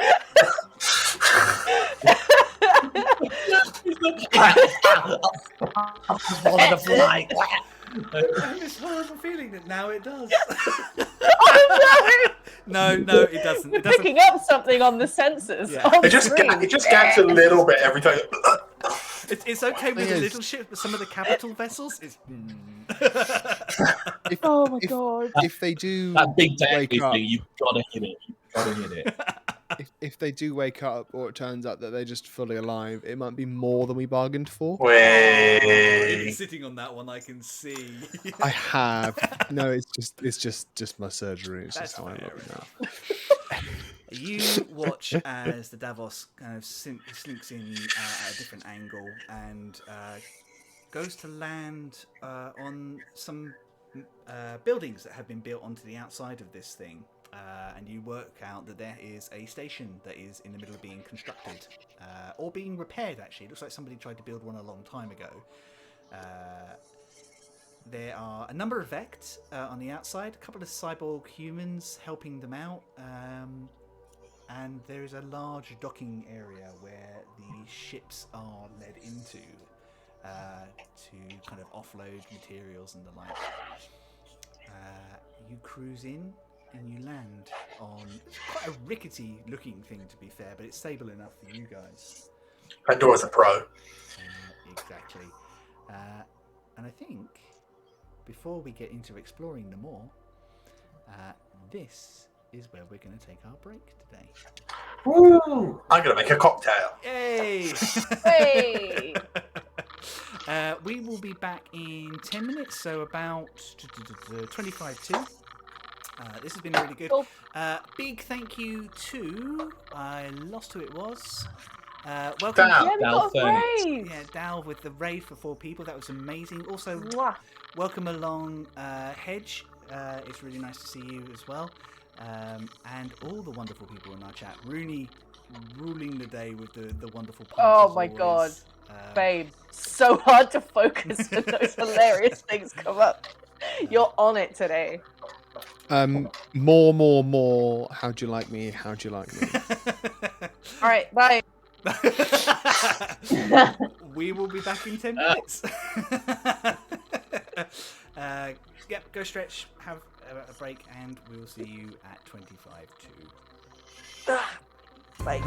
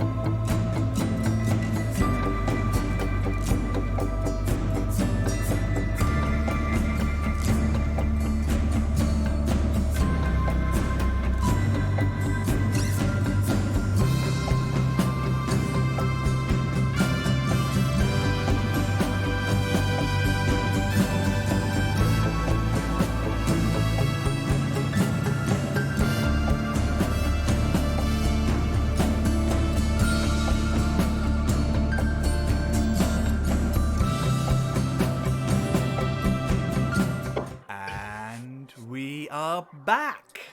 Hello, everybody. The worst time. The worst time. The best time. The worst time. Ah, dear. And if you would like to buy a Sowilo body pillow or a body Sowilo, Where does it come from? You just get one of those like freezer like gel packs, and it's the same thing. you know those water snakes you had when you were a kid that you squeeze and they jump out. Oh no! It's one of those, but it's 6'5". Oh, did you get, so you get in it? Oh, You get in it? What you do with your with your body Sowilo is your business. That's between you and your god. you No will have kink a shaming here. good night's sleep. Have a very good night's Oh sleep. my god, Mum, I'm so sorry. Hey, Mum. Hi, Mum. Hi, Charlie's mum. Hi, Mum. Right. Oh, I'm sorry, Mum. Before the break, the crew of the Sunspear had arrived at the mall, a gateway to other parts of space and possibly to other dimensions. They have a soft landing, and you kind of walk out into. You kind of disembark the ship, and you kind of walk onto a large platform, which is full of very busy. It's got lots of people just kind of running around doing different repairs, trying to get the place sorted out so that it can start accepting more travellers once it is open. Looking over, you see Miriam comes down the gangplank with that Vect that you saw earlier. In tow, having like close conversation, and it looks like she's chuckling quite nicely as the Vect seems to be telling her some sort of story or something. Who has the tooth? Does Mal still have the tooth? Did you leave? Oh no! yeah. I mean, You had one job, big guy. One job. Meanwhile, the tooth is back on the station, and it's just like, I made my ship's crew disappear. Home Alone. oh, boo. I'll go What? now. I think we need to get like a little bit of string like kids' mittens have and tie it to Mal. Yeah, I have it right here. Excellent. Is it in like a little Tesco carrier bag? I'm carrying it like a baby. Oh. I've drawn a face on it too. Oh no! Doesn't work It's anymore very now. valuable. Please tell me that's whiteboard pen. Everyone Yeah, knows that Sharpie breaks all magic spells, so you've absolutely fucked it. It's a Crayola crayon because that's all that Mal knows how to access on the ship. It's all he's allowed. Those Yeah, special, I those assumed it special was a washable special- ones that if kids draw all over their sibling, you can wash it off, kind of thing. I assumed it was a new magic spell that was Mal's magic marker. It's this thick. I'm It's like, Muscle bug casts pen. Yeah, I've got it right here. It looks super pretty now. It is starting to glow ever so slightly. There's an iridescent Right, sort of now, light. Mal, why is it I glowing? didn't do it. I didn't do anything. Who was watching Mal? I mean, so good. Sprocket and Cosmo can all roll an We- Arcana check if they want to. We are always watching, Mal. That's ominous. I got a dirty 20. filthy. We got a natural one. Amazing. They give and Cosmo. I'm terrible at Arcana. Okay. I mean, that's still a 9, and Cosmo has given me inspo at some point, but I probably don't. Save that one. I think it's not. I probably won't. Yeah, I think Sprocket. ones are fun.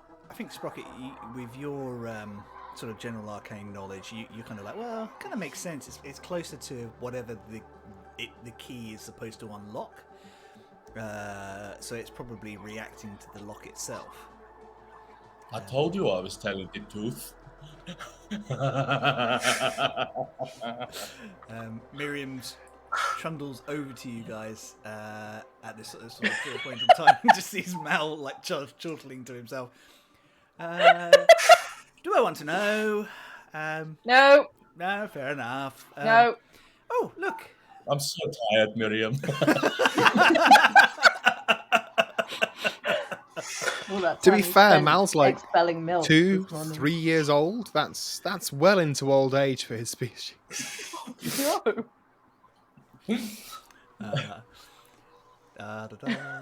It's the butterfly scafari that only live for a week. Okay. The mayfly scathari are I was just gonna say the mayfly one. But that's good. We should probably try and get that to the other one as soon as we can. But let's have a quick look around, shall we? And just check to see how things are progressing. And just keep an eye out, because I doubt Talstar have given up yet. If you see anything unusual, shoot first. Apologise later. Sowilo yeah. will go to the arcane cannon gun deck so that they have that like complete 360 surround sound stereo system, so they can listen to their favorite music. 360 view. You looking for anything in specific, or are you just going to stay there and keep an eye? Just gonna be on alert. I mean, I'm happy to do a perception check or a data ping, but I don't know how. Do a perception check for me. I think you're looking rather than Cool. scanning at this point.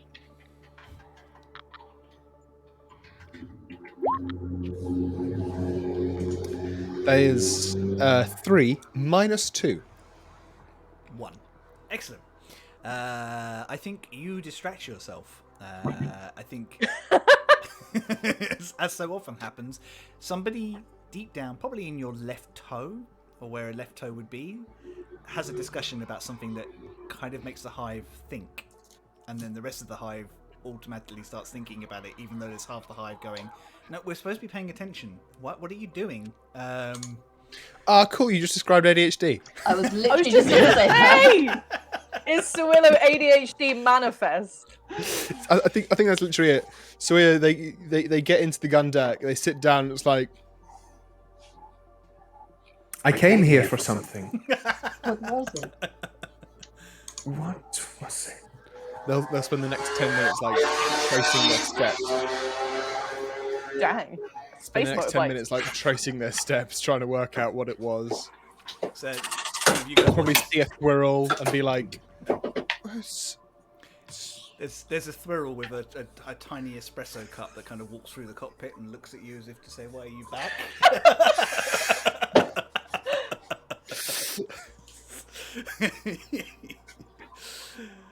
The rest of you follow Miriam as she kind of goes around. There's not a lot here yet. You can see where they are starting to build some of the places that people are going to stay, some of the places where they're going to be able to check goods and things like that. There's a large number of Vect here than anybody else. There's a lot of humans. There's some goblins, some kobolds. Everybody like a lot of different races, but there are more Vect here than I think you've seen anywhere else collectively. And I think the cheerful Vect with Miriam will explain. Miriam went out of her way when the spark happened to try and rescue as many of us as possible. I'm ignoring chat at the moment. Sorry, I think three of them are broken. I will let you have a second to gather yourselves.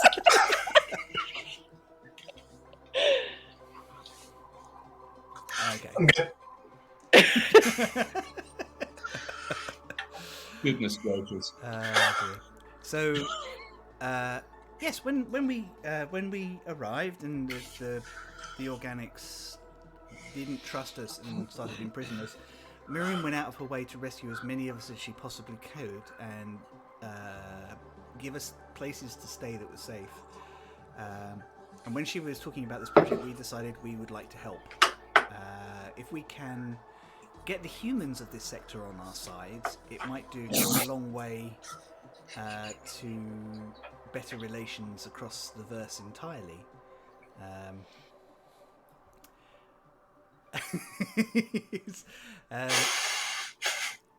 But it's never easy, and there's a lot of work to do. But it seems to be going well.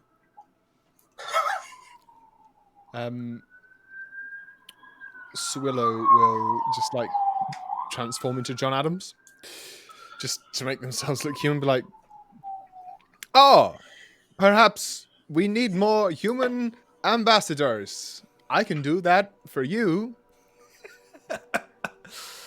What is happening?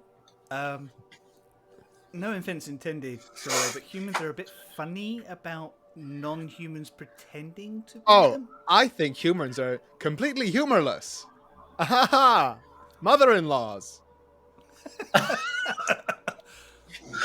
The Vect kind of looks at Cosmo as if like looking for Vect help, as like, I don't understand what's going on here.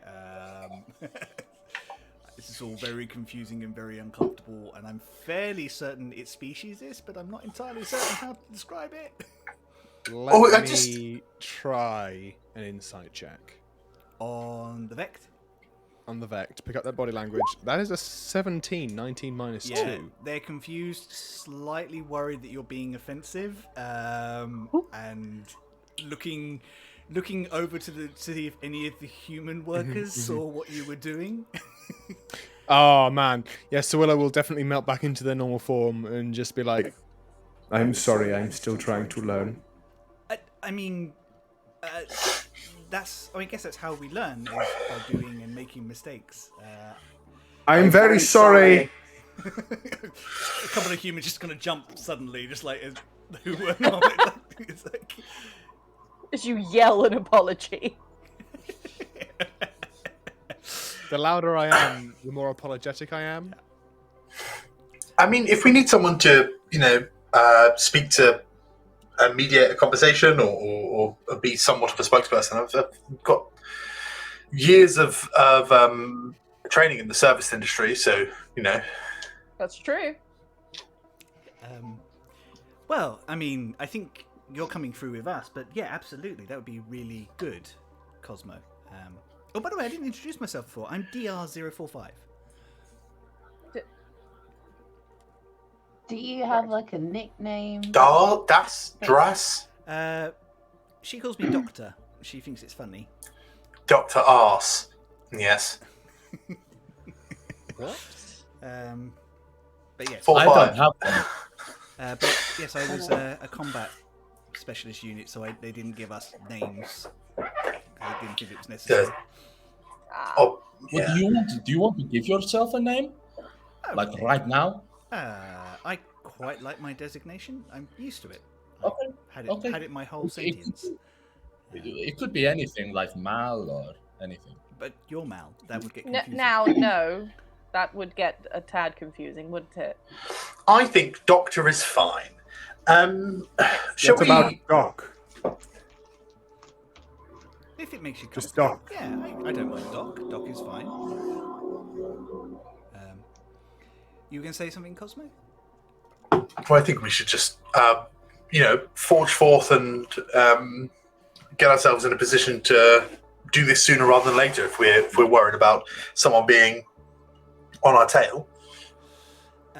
Agreed. I think about this time, I'll have a passive perception off of everyone, please. Oh, God. Oh, but Chris, just for your reference, the reason why I've not been doing any of the intelligence-based checks because Cosmo's not that smart. All right, no problem. He's just a robot. Sorry, you got a passive possession of 8. Sowilo. Mal?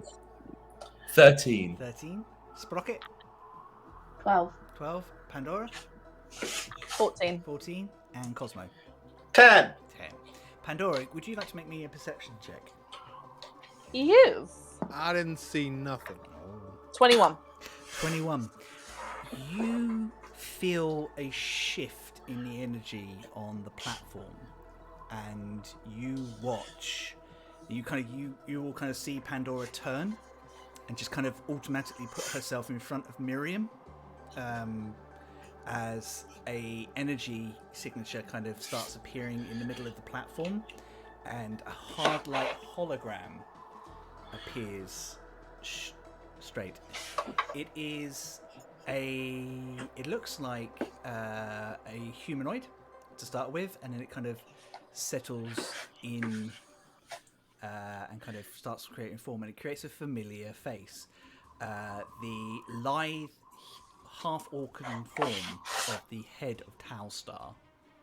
Ah, Neon Tusk. that was in character. Stands before you.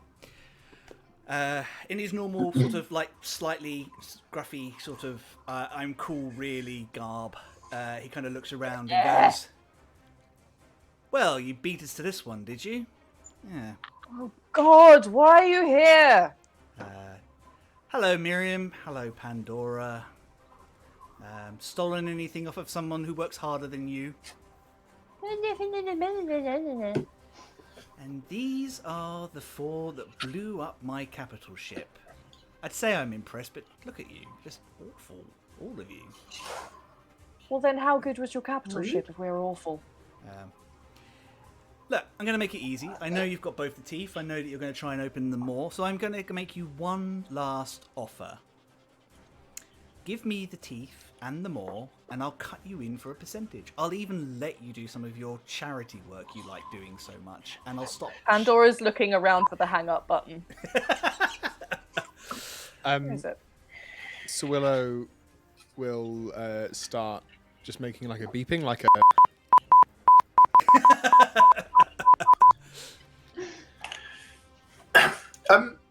Excuse me, Cosmo. Hi. You're making an awful lot of demands for somebody who, as of yet, is yet to reveal any pieces that warrant a threat on your end. Oh, right, yes. Sorry about that. And he clicks his finger, and there's energy matter, and it appears, and there's several people kind of appear suddenly behind him. Like actual people, yeah? Yeah, with weapons and the like. Wonderful. Thank you very much for showing your hand. We'll handle this from here. And I'm just going to shoot one of the people. Yep. I think that is a great place to roll initiative. Yep. Just- Yep. He was acting like he knew something that I didn't, and I didn't like that. So I wanted to find out what he knew. And it was that he had invisible people. Nice. So just let me kind of shrink this map down so that people can see. Oh yeah. Oh, ouch. I rolled a natural no. 1. Okay. buddy. No. That's Yeah, but you are in a gun turret of a spaceship, while No, they're we're not. not. What? We're not. You're We're not not. in a No, gun he turret. left afterwards. Cause he Oh, you gooey bastard. So, let's have a look. I always forget how fucking massive Mal is. That is a big Big boy. boy. Yeah, big boy. Big strong beetle boy. Remember that Big being a bad large beetle creature boys. gives Mal a 10-foot reach. So you know. Nice. So, initiative. Miriam, there you So, are. anyone higher than 20? 21. Nice. Do you want, what's your modifier? My initiative modifier. Yeah. It's almost like I looked at this a second ago. It's 2. Cool. They are slightly faster than you. Doubt it. I've got 35 movement speed. But you will get a shot off beforehand. Anyone get 15 to 20? Nope. 10 to 15. What did you both get? 12. 12? 10. 10. Cool.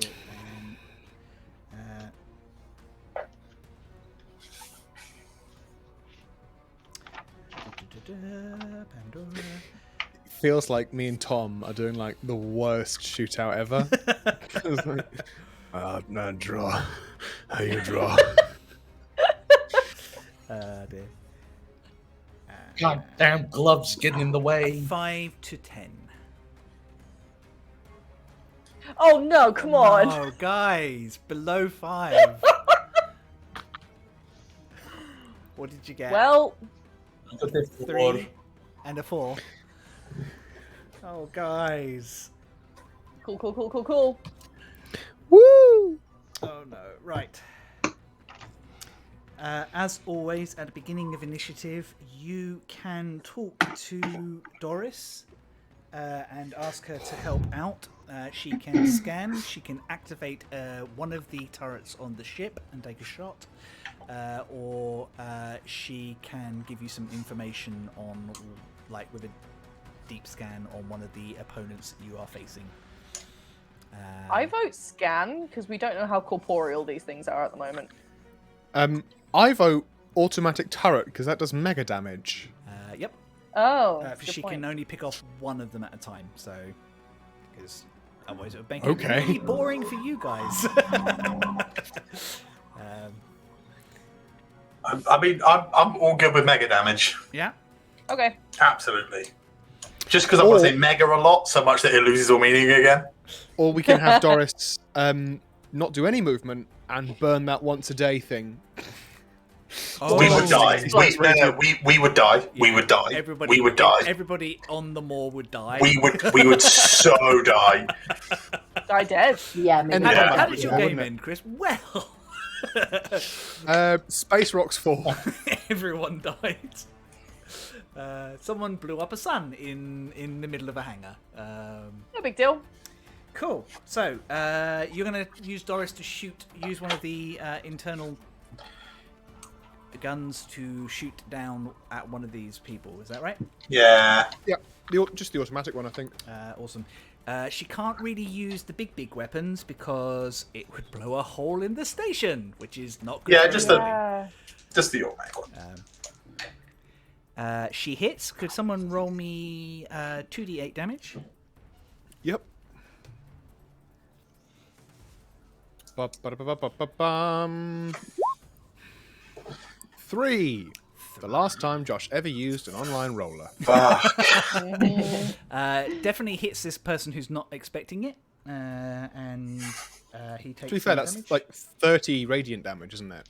No, 'cause she's using the internal ones because she doesn't want to blow a hole in the station. Sure. 'Cause she is still concerned about your safety. She does do some damage though. Sorry, Nikki, you want to take a shot as Cosmo? Yeah, of course I do. Who's the closest?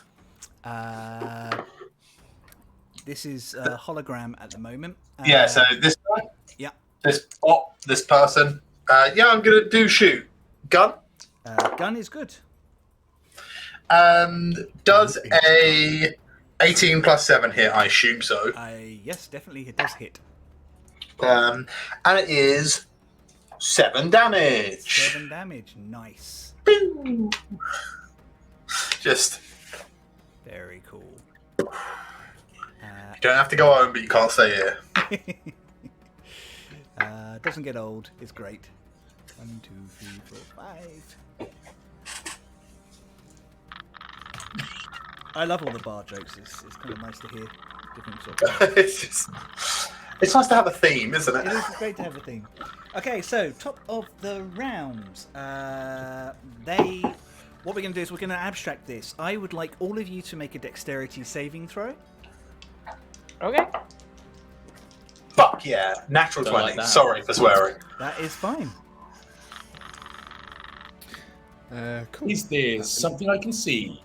It is something you can see. You have danger sense. You can use Danger. That's an Oh 18. yeah. 18. 21 from me. 21 from you. Awesome. Sprocket, I didn't hear yours, my dear. I got a 4. 4. Everybody but Sprocket takes 5 radiant damage as they literally lay down suppressing fire on you, but you manage to dodge most of it. Sprocket, you take 10, I'm afraid. I think. Yeah? No. Have you got something? I don't know. 2 seconds. Sorry. No, we're fine. Just trying to see if you can save your buddy. No, I can't. As in, yes, I was trying to, but I can't. Sorry. No worries, not a problem at all. I admire a good spitball. Cosmo, you are up next. Not that sort of spitball. Horrible. The idea. Spitball ideas. Cosmo. Is this concentration? It is. Nah. I'm instead going to do this then. Fuck it. I'm going to fill a. What's the radius? Sorry, no, I'm not going to do that. I'm going to cast heroism on Sprocket. Hey. It's just like a floral catnip liqueur, just over ice. So it's sort of like what's it called? Not St. Augustine, a St. Germain, the kind of elderflower liqueur, but it's catnip. Nice. Yeah, so you get because I'm doing it at 3rd level. Ooh. You get 2 temporary hit points. That can't be right. That's not right. I'll work at that part. That's fine. Did you say 4? It's 4. It is 4. Yeah. You're right. Cool. Yeah, it's 4. Sorry, I've got a PDF of my character sheet that has all of my dark matter stuff on it, and I've got a D&D Beyond character sheet which doesn't have all of my stats but has all of my spells on, and I've got a notepad for some other stuff as well, and I've got the book open for in case I have to use any of my roll things. So that's what took me a second. You get 4 temporary hit points, and you get them every turn. You're also immune to being frightened. So Sprocket's got the zoomies. Nice. Nice. Let's go. Let's fucking go. Fantastic. After this, you watch as the hologram of Neon Tusk holds up his arms, and there's like a surge of energy. Does he yell, "Witness me"? Not quite. There is a pull of something, and you watch as little tiny runes appear in holographics around him, and a large, ferocious, metallic creature takes the space where the hologram was. Well, I've got board meetings to go, so enjoy your death, and I'll pick up your body later.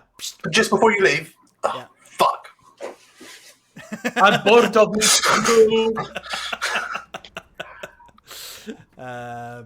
Sorry, Nikki. No, it's fine. No, it's absolutely fine. It is the giant. So this thing, I'm using a different token because I couldn't find out what it is. Basically, it looks halfway between a cyborg and a fiend.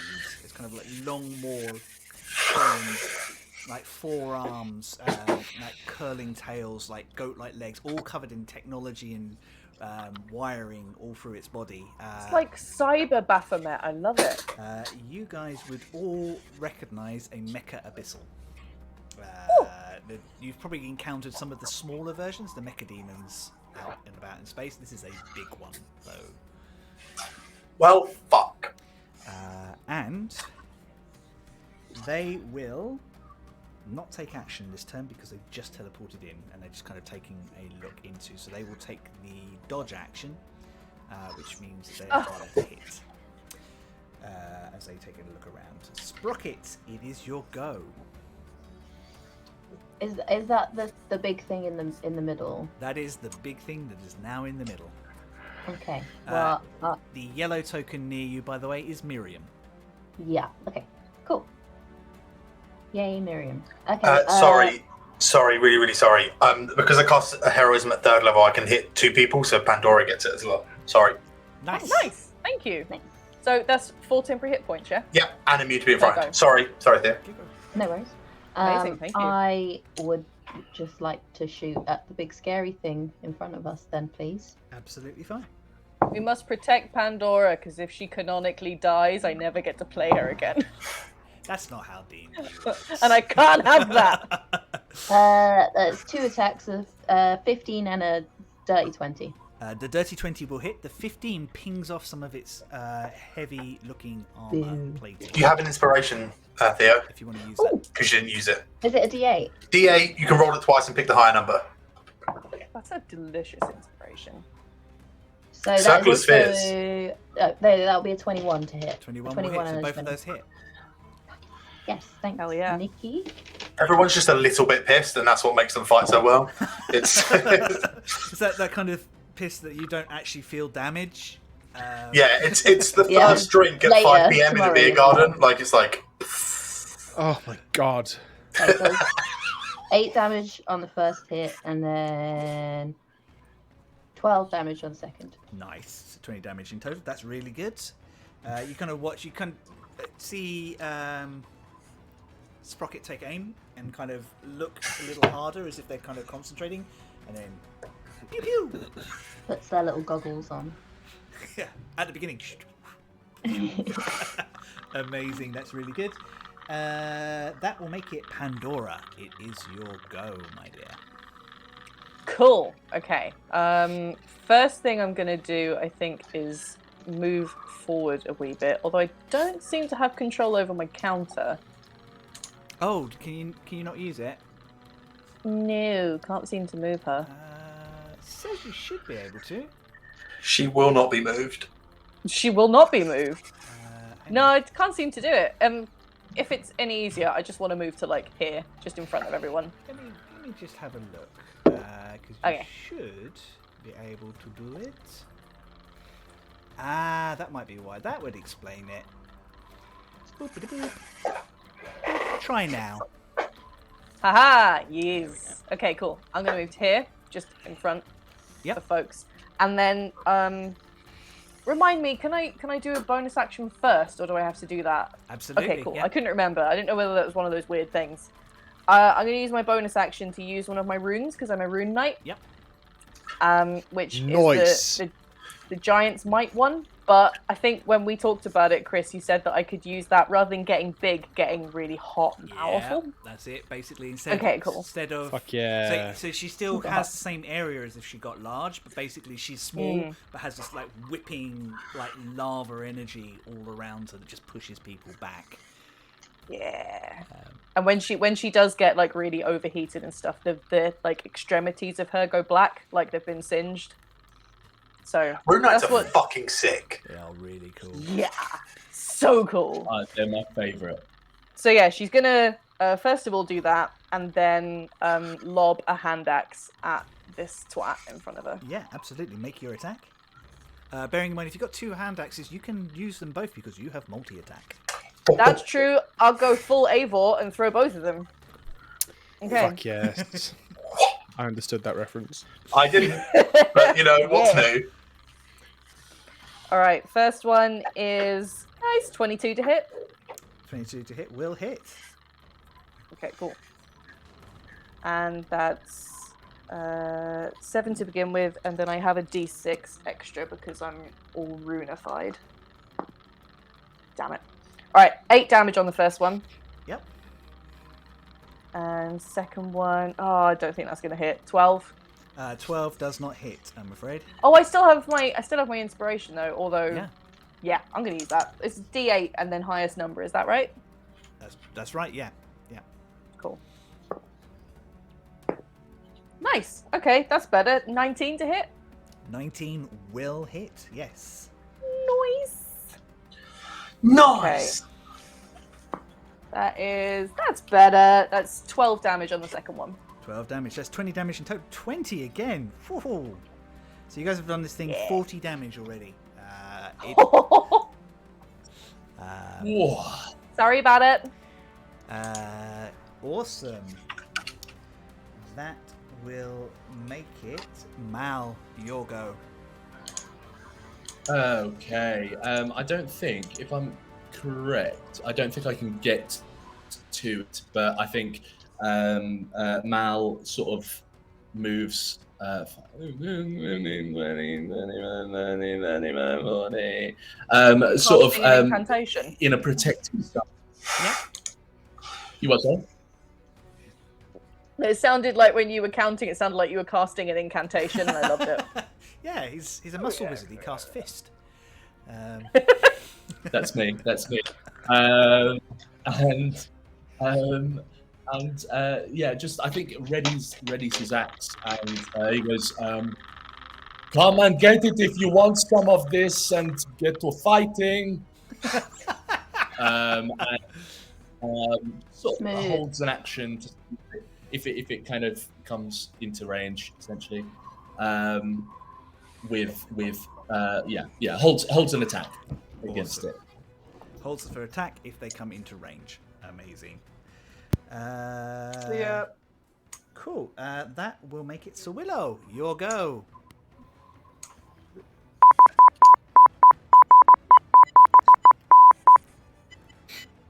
Was that Morse code? Yeah, it was. Swillow looks up and says, We didn't ask, but it was Morse code. and they just ripple with like ready orangey energy just sort of from the floor up, and it just comes out, and just like 6 chunks of debris just rise and start rotating around Sowilo. As Sowilo casts the reflavored, it's Melf's minute meteors, but it's been reflavored as Sowilo's special space objects. Nice. I love So we that. cast Sowilow's special space objects surrounded by. It's the same spell, but he doesn't have to pay royalties to Melf. Yeah. No Melfs allowed. That's actually that's one of Doris's bumper stickers. The M in Melf stands for MILF, which is very confusing. Codeine, woo! So Sowilo is going. They are going to step forwards, right up next to Pandy, which is what I used to call the pandemic, and they are going to send out. Which of these foot soldiers was attacked by Doris? Actually, it was this top one here. Ping. That one. Yeah. Get him. Yeah, you're in range, bucko. Get him. Sick 'em. So Sowilo is going to send one towards them, Yeah. and probably 2 towards them, actually. Yeah, Sowillo's going to just send 2 of these objects whoosh, flying towards them, racing of goo. Nice. They need to do a dex save for me, so they need to do a sex save, please. 16. From both of them. I don't know if it's one for each or not. I'm going to treat it as one for each, if that's okay. It's okay because I rolled abysmally. I rolled a 1 and a 2, so they definitely don't dodge. That is a couple of fails. That is. Epic fails. So these two bits of debris fly towards it, and that one does 10, and the other one does 10. So 20 fire damage total. They Oh, are so many a 20s. toasty smear in front of the Sunspear. Whoa. Toasty Sunspear Beautiful. That was Smear. poetry. Cool. And there are 4 left. So I'm just keeping track of my mini milks. Awesome. Do you have anything else you want to do? Towards my action, just want to double check the way this works. When you cast a spell and as a bonus action each turns thereafter. Cool. So that was the casting of it, but I can't use it as a bonus action on my turn because I've already done that. Yeah. I'm just passing information through. That's a concentration spell, so I can't cast that. Don't be an idiot. Any more bonus actions? Yes, I'm going to use my bonus action to heal myself up a little tiny bit. Going to use one of my the clicking sound. Sorry. Going to use one of my hit die to heal myself using my nanite recovery. Excellent. Okay. For 5, I'm at maximum hit points. Maybe. In fact, Max. 7. For 7, but I'm topped up. Fantastic. That's good. So, top of the round. Do you need Doris to do anything? Shooter. She will take a I'll shot. go and blast them all the time. She hits. Someone else rolled 2d8. Theo. I did. Oh, Charlie, Oh, go. Theo. Someone do Theo, it. do it. Roll. Oh god. Do it. Okay, 2d8. That was 2 4s. 2 4s, 8 damage. Nice. Yep. Okay. Cool. Miriam reaches on over her back and pulls what looks like a small shield off. And she grips the handle, and you watch it pop up and turn into a large energy axe. And she will go into an indignant rage.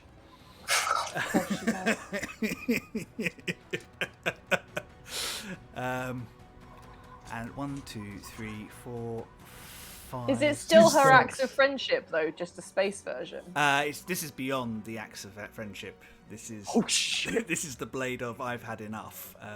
The blade of BFFs. Yeah. Comes in behind Mal, and will also hold her attack for if anything comes close. Awesome. That will make it their go. Everybody roll me a dexterity saving throw, please. Ah, shit. Of course, actions have consequences. 22. 22. Okay, 14. 14. Oh. My bardic inspiration's probably run out now, hasn't it? I think it probably has. Cool. 22, 14, Charlie. 21, nat 20. Nice. Nice. Mal. 7. 7. And Sprocket. 6. Okay. So Let's get some of these bardics out. you guys take 10 points of radiant damage. Again, everybody else takes 5. So the thing that I Thanks for those temporary hit points.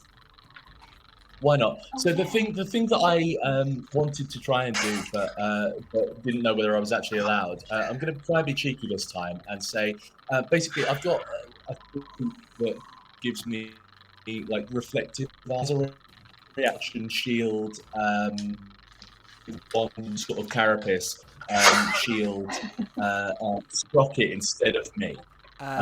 From the damage. Basically, I roll a d4, and also, if I roll sorry. a 4, if on a roll of 4, the attack bounces harmlessly off your shell. Yeah, go for it. You can do that for Sprocket. Yay. Might not even work. That was a 4. Well That was a done. Yes. So you don't take any damage. Sprocket, you do not I don't take any any damage. damage. Mal deflects it off of one of his big iridescent wings, which are Oh, also thanks, Mal. excellent. Cosmo. Sorry, Theo had a moment. Oh yeah, did you need? No, Sorry. don't worry. Don't worry. Okay. Mal did the thing. Wunderbar. I'm so sorry, my hero friends, but I'm gonna walk forward and I'm gonna pull out one of those like old timey like perfume atomizers with like the pipe and the little like thing. It's a really nice one. I'm just gonna hold it over Sowilo so it doesn't get on them and just squirt it, and a huge like cone like mist goes forwards. I need the big thing in the middle. This person, and this person all to make wisdom saves. Yeah, absolutely. Does Well, Sowilo dang. need to make a wisdom No, save? that's why I leant over you. So Also, Okay. I could choose it to not be you. I'm just being fun. Okay. I just wanted to check. So the big guy I'm got just being- a 23. That the two saves. guys got 4 and 5 respectively. Also, the top little guy up here. Okay. This one. He got 9. Okay, so all of the little guys are slowed because I sprayed them in the face with absinthe. So they're just Ooh. a bit fucked. Like, they think they're fine, but if they walked into the bathroom and looked at themselves in the mirror, they go, "Oh, I'm not okay." They think they're fine, but they're all pissed. They're also all going to get fired for drinking on the job. That's why you work in marketing. It's part of the job. Amazing. So we will just put a little flip track. Yeah, their speed is halved. They've got a -2 to AC and Dex saves. They can't use reactions, and on their turn, they can either use a bonus action or an action, not both. Nice. Decent. Slow is such a pain in the bum, but so much fun. Awesome. So they are all slowed. Cool. Well, that was a really good turn. Anything else you would like to do with your turn? I moved my full 35 feet. Who wants a bonus? Who wants a bardic? Go on. Who wants one? I've got. There you go, Sprocket. There you go. I'll hand you over a bardic inspiration. It's just an ice cube that you can bat around on the floor. Yeah. Just running around in circles. He's already got the zoomies. Yeah. So already got the zoomies. You watch as this giant mechanical demon, its back literally pulls open, and fire bursts from its back, and it leaps into the air, and it lands just above Sowilo and Sprocket, avoiding any attacks of opportunity. Using its... Oh no. Yep. Is it up on a thing, or is that just a little platform? It's above them on a stack, but it is able to reach them because of its size. Does that mean I can also reach them if I move around my pals? Yes. Well, you can reach over your pals at the moment because of your extended reach, because you are large at the moment. Hell yeah. Large in charge. That is a 25 to hit Sowilo and a 24 to hit Sprocket. 25 will hit, yeah. Is this creature within 5 feet of me? Because, Yeah, if I'm stood up, yeah, cool. Can it make a sex day for me, please? Sure. Sexual David. That's better. Is it hitting 20 me, did you say? Or Cosmo? For You. Me. No, sorry, you, Cosmo. Sorry, I'm Oh shit! Yeah, What have I got to do? There. well, I need to resolve this. Hang on, sorry, 1 second. Let me resolve the damage first, because you guys. All right. Yes, sorry, yes. Fine. So that is 17 damage against Sowilo, and that's a lovely noise. 12 damage against Cosmo. So they just hit me, yeah. Yeah, these big claws come out from just above you and just slash into you, smashing Don't you like against that. the. I didn't like that. And Just going to do a... they got a con save. 25. Okay, I got a natural 20 on my con save to maintain concentration on the spell. Yeah. They succeed on their 23. Dex sorry. save, but they will take half damage, so 16 halved is 8 lightning damage. Cool. No, actually, I'm going to retcon that because I didn't read the spell properly. That does not happen. Because otherwise you'll hit your friends. Yep. Yeah, you were using Hellish Rebuke. No, Circuit Break, Oh, okay. Yeah. which is a fun lightning Hellish Rebuke, but only works if they do melee contact damage against you. That's And interesting. then it affects everyone around me, which I'm not going to do. Thank you. Awesome. So that is its go, which will then make it Sprocket. It is your go. Okay. Sprocket is gonna run all the way around to Mal, and they are gonna get something out of their backpack and just sort of start climbing Mal. Okay, big guy. You're bigger and scarier than that thing. You gotta get in there and fuck him up. Come on. Like, he's gonna give him like one of those like boxer shoulder massages. And out of their backpack, they get out like a little helmet that they put on to Mal's head, and then a matching one that they put on to their own head, and they both kind of light up. And I am casting. What am I casting? Warding Bond. Love that. So while you are within 60 feet of me, you get a +1 to your AC and saving throws. And you also have resistance to all damage. Ooh, Blimey. But every time you Oh, take no. damage, I also take damage. Ooh. Oh, So get in there I don't like and that one. fuck him up. That's amazing. Okay. Dang. That's going to be Your teeth interesting. are doing so much good work right now. And I am going to move Sprocket Jr. to like the middle of here, just so he can try and protect people should they get hit. For the viewers at home, I'm going to zoom in on the map so they On the won't- fight. on the fight a bit, because you're all nicely gathered up there. If a real villain appeared and threw a fireball, it'd be perfect right now. There we go. Ah, There we go. Cool. I miss being able to fireball directly on myself. Awesome. So, anything else you'd like to do with your go, Sprocket? I don't think I can. That is my turn. Pandora. Yes. Okay. I think I'm gonna stay where I am, and I've now got my gigantic trident ready to go.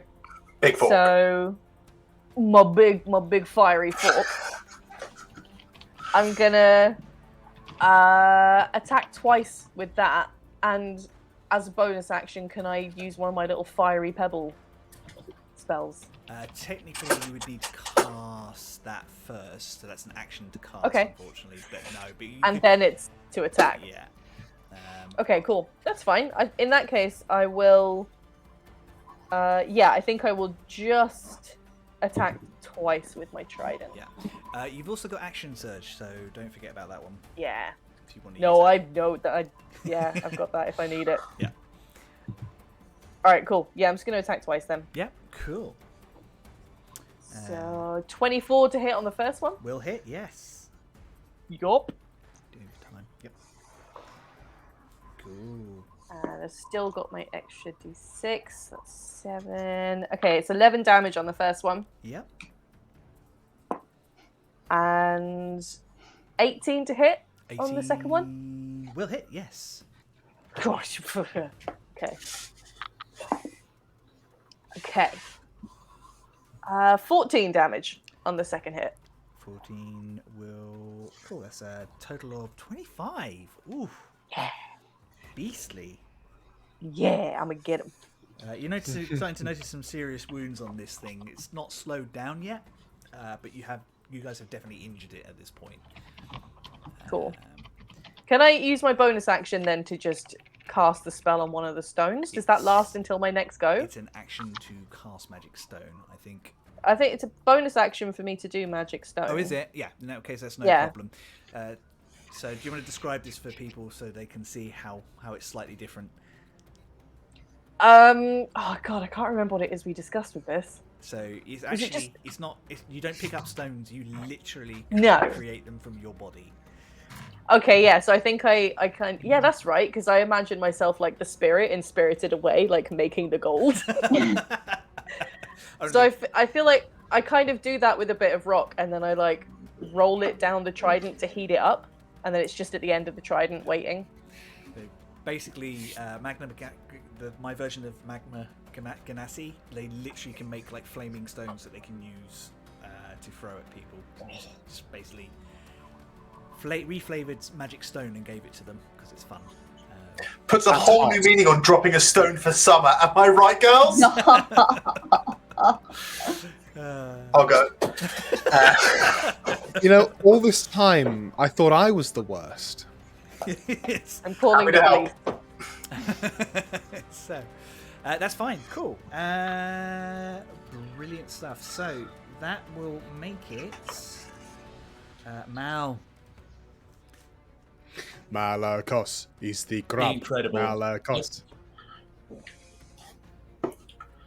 I don't know how much you can actually hear of whether I'm actually going through it. It doesn't matter. I'm going to go for I think you can hear, and we'll see. So Fortunately, yeah, I speak like Zoom, so I got kind of that. like Oh, okay. incredible.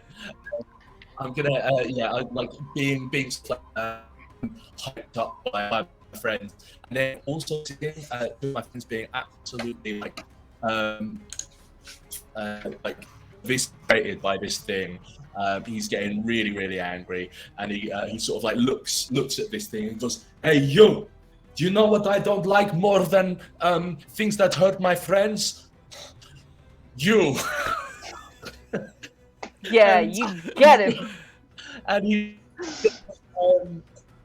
he's gonna rage, and with his climbing speed, he's gonna do like a real creepy insectoid crawl, sort of like up the sort of the side of this pile of stuff, like scraping the axe along the floor all the way. And as he comes towards this big old boy, he does the full kind of like backspin kind of thing right into this horrible thing. Nice. I'll pop you out. I'm gonna attack recklessly.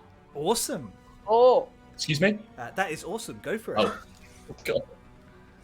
Nice, thank you. I am going to attack recklessly, so I'm going to roll twice, because that makes sense to me. So the first hit will be a 20 to hit. 20 will hit. Also, I actually rage. I said I raged. You did, That's yeah, my I got bonus that. action. Yeah. So 20. So that will be 16 plus another. Plus another 4. So 20 points of damage on the first hit. dang! These 20s. Dang! On just one hit though. Nat 20. What?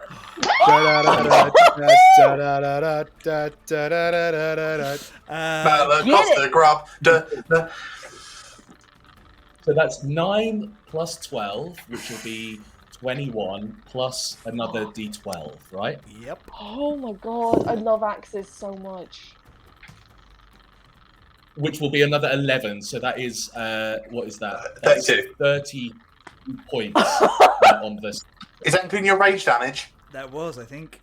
That's including the rage damage. That's so for those in the chat with eagle eyes and eagle ears, because of the type of barbarian I am, when I rage, I'm assuming this is a mech, a kind of construct of some No, sort. it's a fiend. You sort of spoke about it.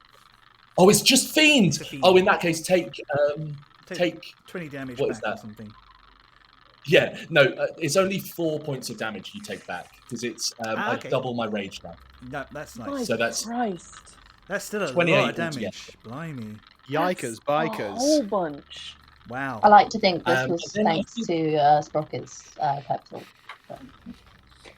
Absolutely. And just for flavour, I think I like just kind of this won't do any with the game. Like after the second hit, I just like grab its one horns and just start sort of like pulling it towards me to try and kind of get it away from the others as much as possible. Yeah, I think you can do that. And just easily. say, "You're I." Um, That's my turn. Excellent. That was so good. This thing is Yeah, starting to look shit. a little bit rough. Better do. Sowilo, it is your go. Hey, DM, Yo, do it got metal? it do got metal on it. Cool. Sowilo's going to look at it after it's just slashed Sowilo, and a tendril extends towards it, and you see it's like a charge, like there's energy just sort of charging up in it. We're going to cast Shocking Grasp Shocking grasp. That at is advantage legal. because it got metal. It does. Would you like to make a quick nature or arcana check before you spend a spell slot? It's a cantrip. That's right. No worries. But still. that's a 13. 13. I would say, having encountered these things in your travels, you are aware that they are pretty resistant to electricity and fire.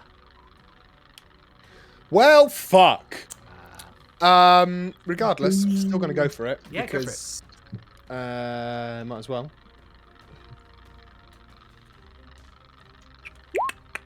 So 23 to hit. Will definitely hit. Yeah, I was just trying to make sure you didn't waste any spell slots or anything. No, it's all right. That would do 10 lightning damage, whatever that means for you. Yep. But most importantly, on a hit, target takes damage and can't take reactions until the start of its next turn. Nice. Very nice. And I am below half health. So, You're going to I got it. out of there. Oh shit. so after doing that, we're going to just we put the hand up and it's just like It's a taser. You taste it. I tase it. I do the old Minnesotan tase and dash. 1, 2, 3, 1, 2, 3. Get to there on the bridge. I guess we're just getting away from this thing. And then we are... Fuck, there's so many of these guys. We're going to expend 2 more of our meteors to hit this guy. 2 more towards that one, please. Yep, The ones with the little markers are slowed, so they've got a lower AC. that's true. It's a sex Dave, but I'm figuring if I kill They the got ones -2 to those sex staves as well. if I kill the ones that aren't affected by the spell lasts longer and takes out people that aren't being hampered. That is a good way of looking at it. We did a PvP tournament together. Yeah, we did. That is a We won a 9 PvP tournament. to save. That's a fail. And the damage is, fuck yes, 20 fire damage. 20 fire damage. 2 6s, 2 4s. You just remove this person from the board. Nice. The board known as life. Woo!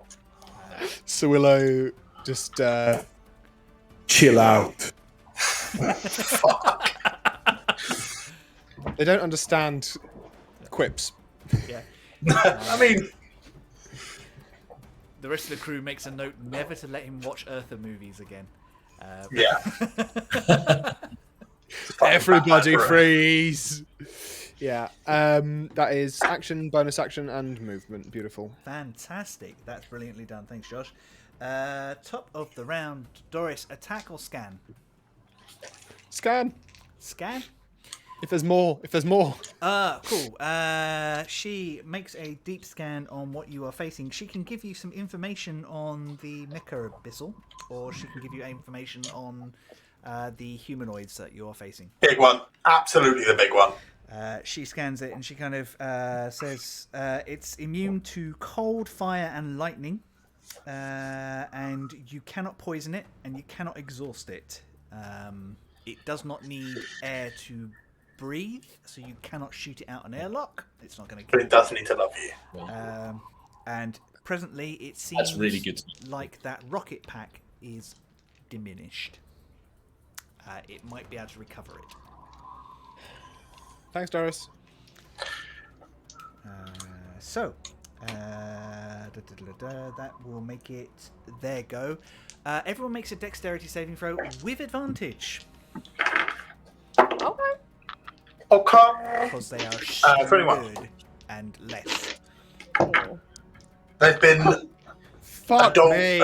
sparkling drink slurred. Yeah. 21. 21. Sprocket. Oh wait, can I use bardic inspiration? You've for got this? it. Yeah. Remember, 2d8, pick the highest. Oh fuck. Oh, you're on both of them. 11. 11. Okay, cool. Pandora. 10. 10. 8 from Sowilo and. Boy. And what? Sorry, what did Malakos get? 18. 18. So anybody who didn't got less than 14 was DC. You take 8 radiant damage now. Everybody else takes 4. Rounding down. Yikes. Just gonna roll a con save. Fuck. Everything's fine. They're still slowed.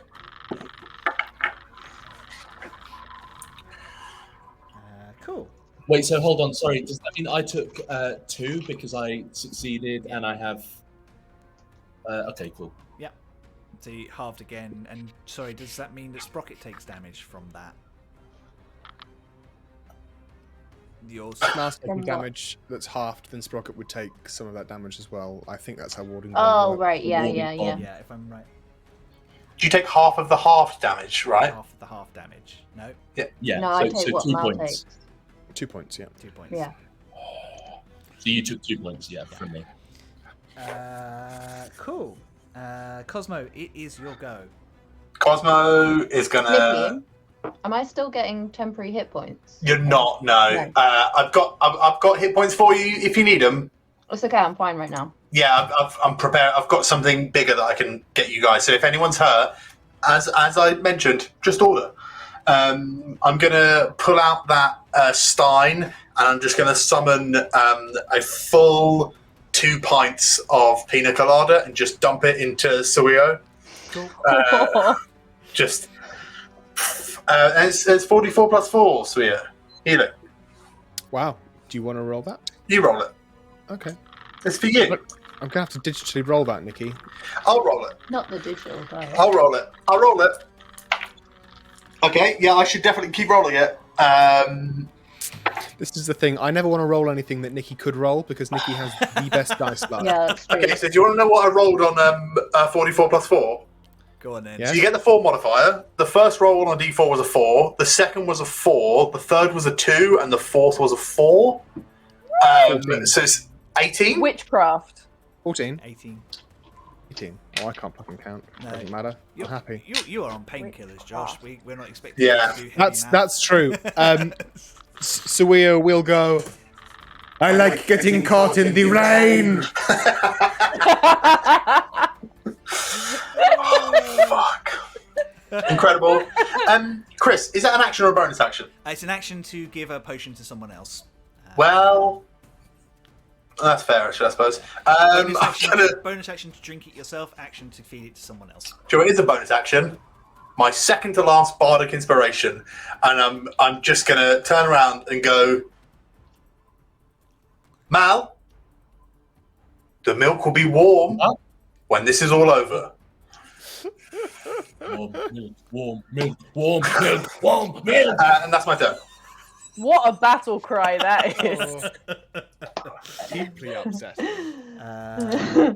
Awesome. I forgot Miriam, who is. Who forgets Miriam? I forgot How Miriam. I've could got a you? lot going on, and one NPC escaped me. She is going to, with She's a stealth barbarian. She's already killed 2 people. You didn't even see it.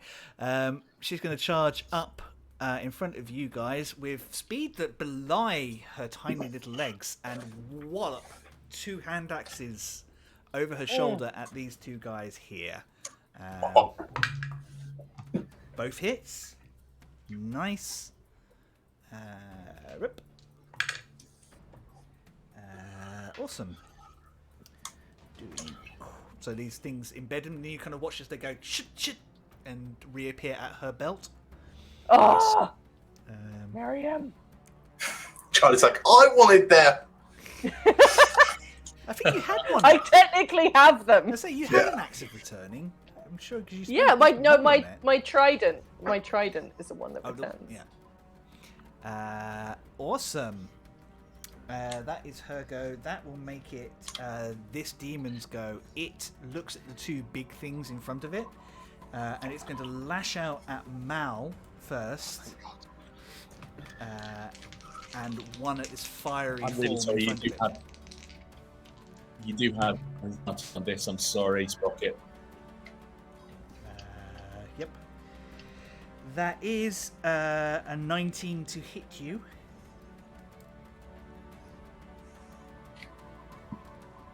Oh, meets it, beats it. Yeah, but did you have I plus thought- one? 19. Plus 1. That was with Plus the- 1. Yeah, Oh, that's.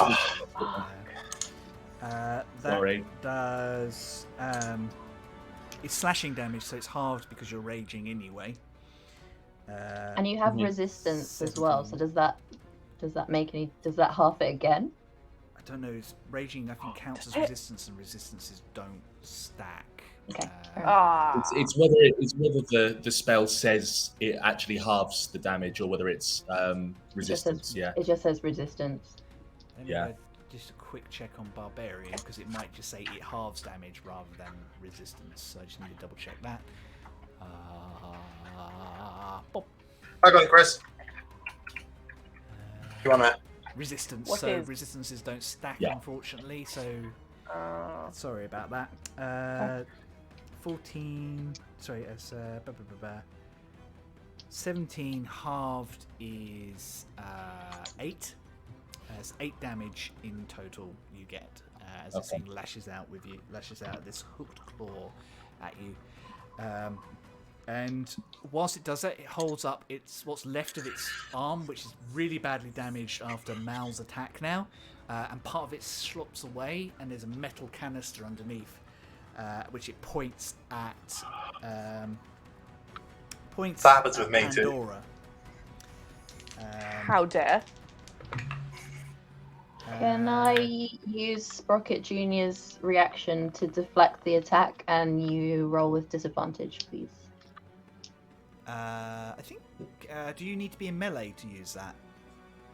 No, it's for anyone in 5 feet of my steel defender. Within 5 feet. Yep, absolutely. Oh, nice. Thanks, Rocket Jr. Okay, so you take the lower number. Okay, cool. So that is still a 23 to hit, I'm afraid. Yeah, it hits. You're like this, I think, because he hasn't thought about it, but Chris has. That is 15, 23 fire damage, which is automatically halved because you are a magma ganassi. Because she's hot. Yeah. Yeah. So that is 11 points of damage. That's still too many damage. I tell him that to the sorcerer. can- It took like 18. It's true. Can I use my reaction now? Because have they finished their turn? Has the bad guy finished their turn? Just one more thing to check. Okay. It does not recharge its jetpack. Oh, bummer. So it cannot flee the situation it's in. So it will stay and face its death with dignity. Oh, that was an evil laugh, Charlie. What did you want to use your reaction for, my dear? I want to use my stone rune, please, which is a reaction that I can use at the end of their turn. Yeah, Can they make a wisdom saving throw for me, please? of course they can. 21? Yeah, that saves. However, 21? Yeah, that does save. Yeah. Wait one sec. Yeah, dang it. Yeah, it doesn't actually do anything if you save. No, fair enough. Nope. You reach Worth out, a try. reach It was out- a reaction, so. That's right. You reach out with the energy that you draw from the para-elemental plane, and you force it forward the way that you have been shown in your training, but it doesn't quite take on this demonic entity. So that will make it Sprocket. Your go.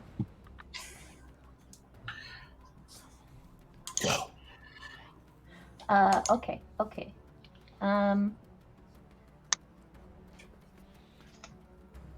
I'm just gonna shoot at the big boy, I think. Shoot at the big boy.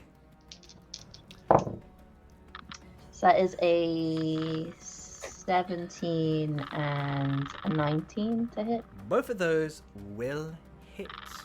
Alright. Okay, one sec. Taking damage is not a competition, but Sowilo is actually in second place because the demon has taken well over 100 damage. Damn!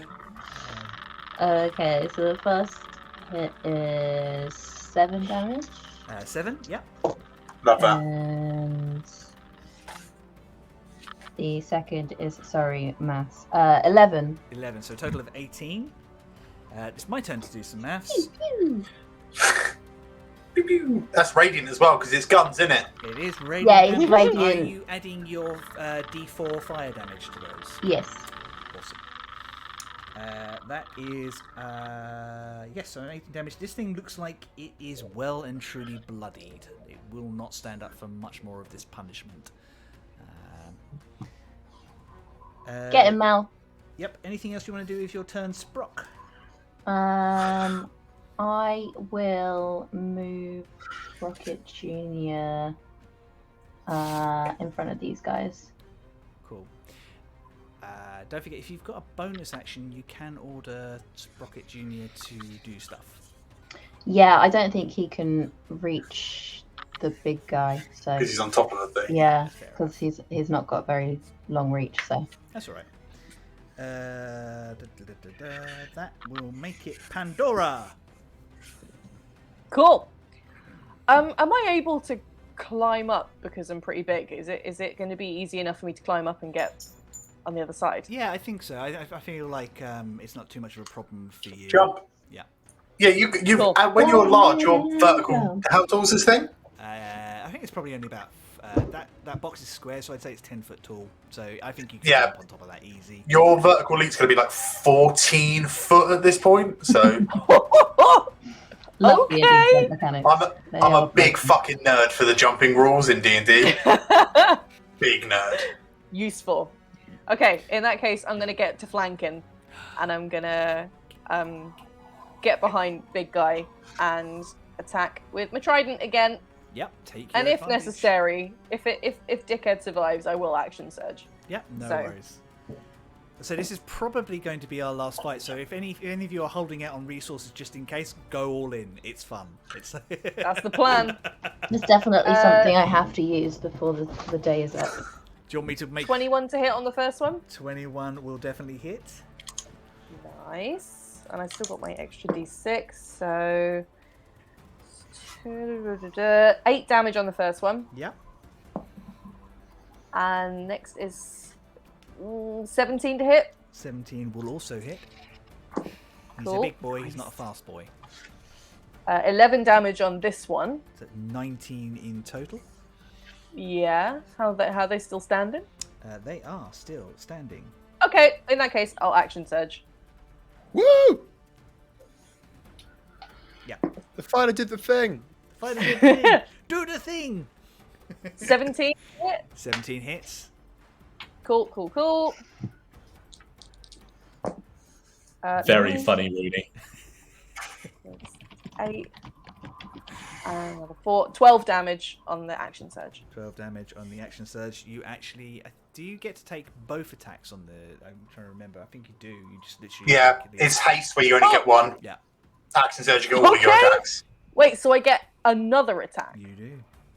Fuck. Nice. Life. Amazing. This is why fighters are really, really good basic characters for combat. They literally just go, right, wail on it. You call Also, her Rune Knights are basic? just fucking sick. Yeah. Rune Knights are sick. Absolutely sick. Yeah, this is very cool. So- That was a dirty 20 to hit. Dirty 20 will hit. Oh my goodness, 13 damage. Pandora, Ha! describe your kill. Melts. The fucker melts. Like a lightsaber going through a Does he steel go like door. this at the end? No, like that. Yeah, melts, turns into like a little bubbling pool of nonsense. So you watch Pandora leaps Same. up onto the box, and with this huge form of fire around her, she's nearly as big as you are at the moment. And Yeah, you just- she's still like normal sized, but all the shit around her is huge. in one sort of Whoa, glowing yeah.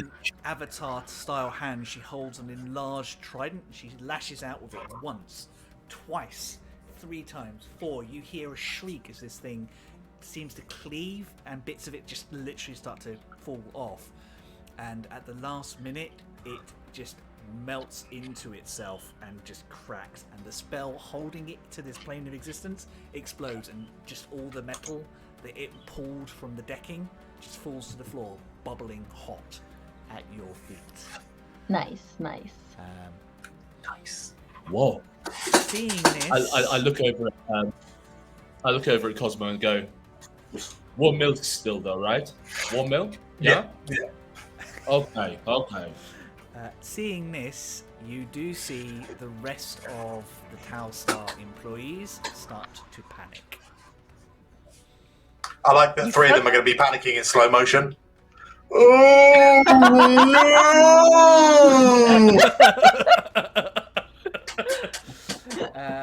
But that is Val's go. Okay, so where are they? Incredible. So how far up are we here, where we are? You're about 10 foot, so if you wanted to glide over using your wings, I would let you. In that case, I think as they slowly run away, they just hear like that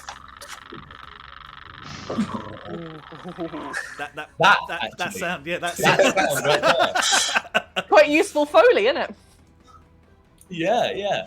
And I think getting over to them, to the closest one, this one that's sort of I'll just move my character. How about that? Yeah, that might help. 10, 15, That's 30, 35, 40, 40. I tell you what, because the way you're gliding, I think you can make that. That's no problem. Yeah. How kind of you. How kind of you. What? So it's this one over here. Sorry. Yeah, so you can make that guy if you want to. Incredible. I'm just gonna go for 2 big schlocks on this guy.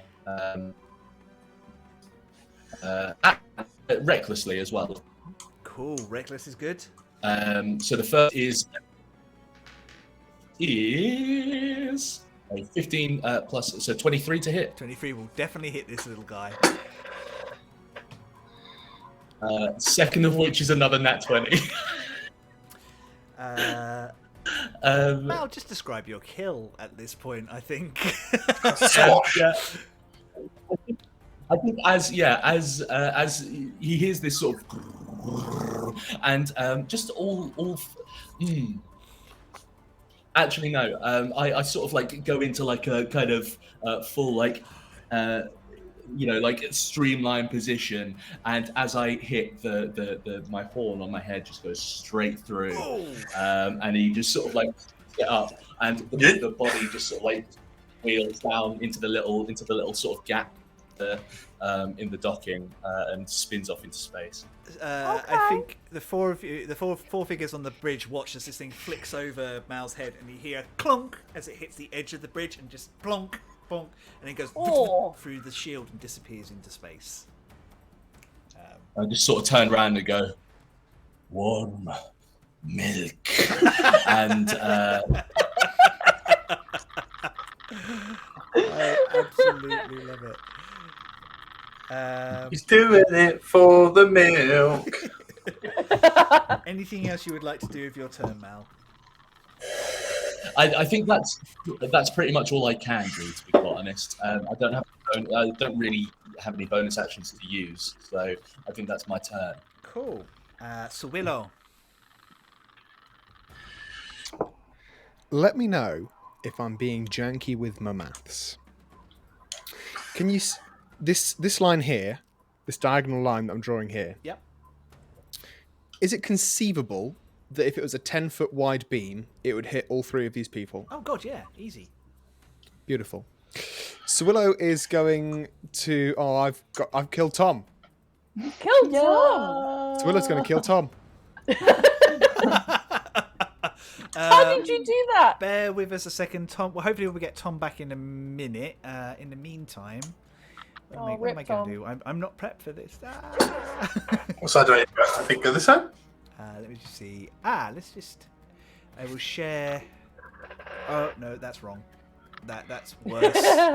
I broke it. I'm the DM now, and nobody will stop me. Hang on, Tom should be there. Excellent, cool. Everybody else is where they're supposed to be. Incidentally, you guys can see this at home as well now. That is what a Moor looks like when it's. oh, cool. Oh, Big mouth, really. got it. So cool. Cool. So Sowilo is going to take puddle form and literally just like splash across the deck to about there. It's weird. I can still heal Mal, but I can't see Tom.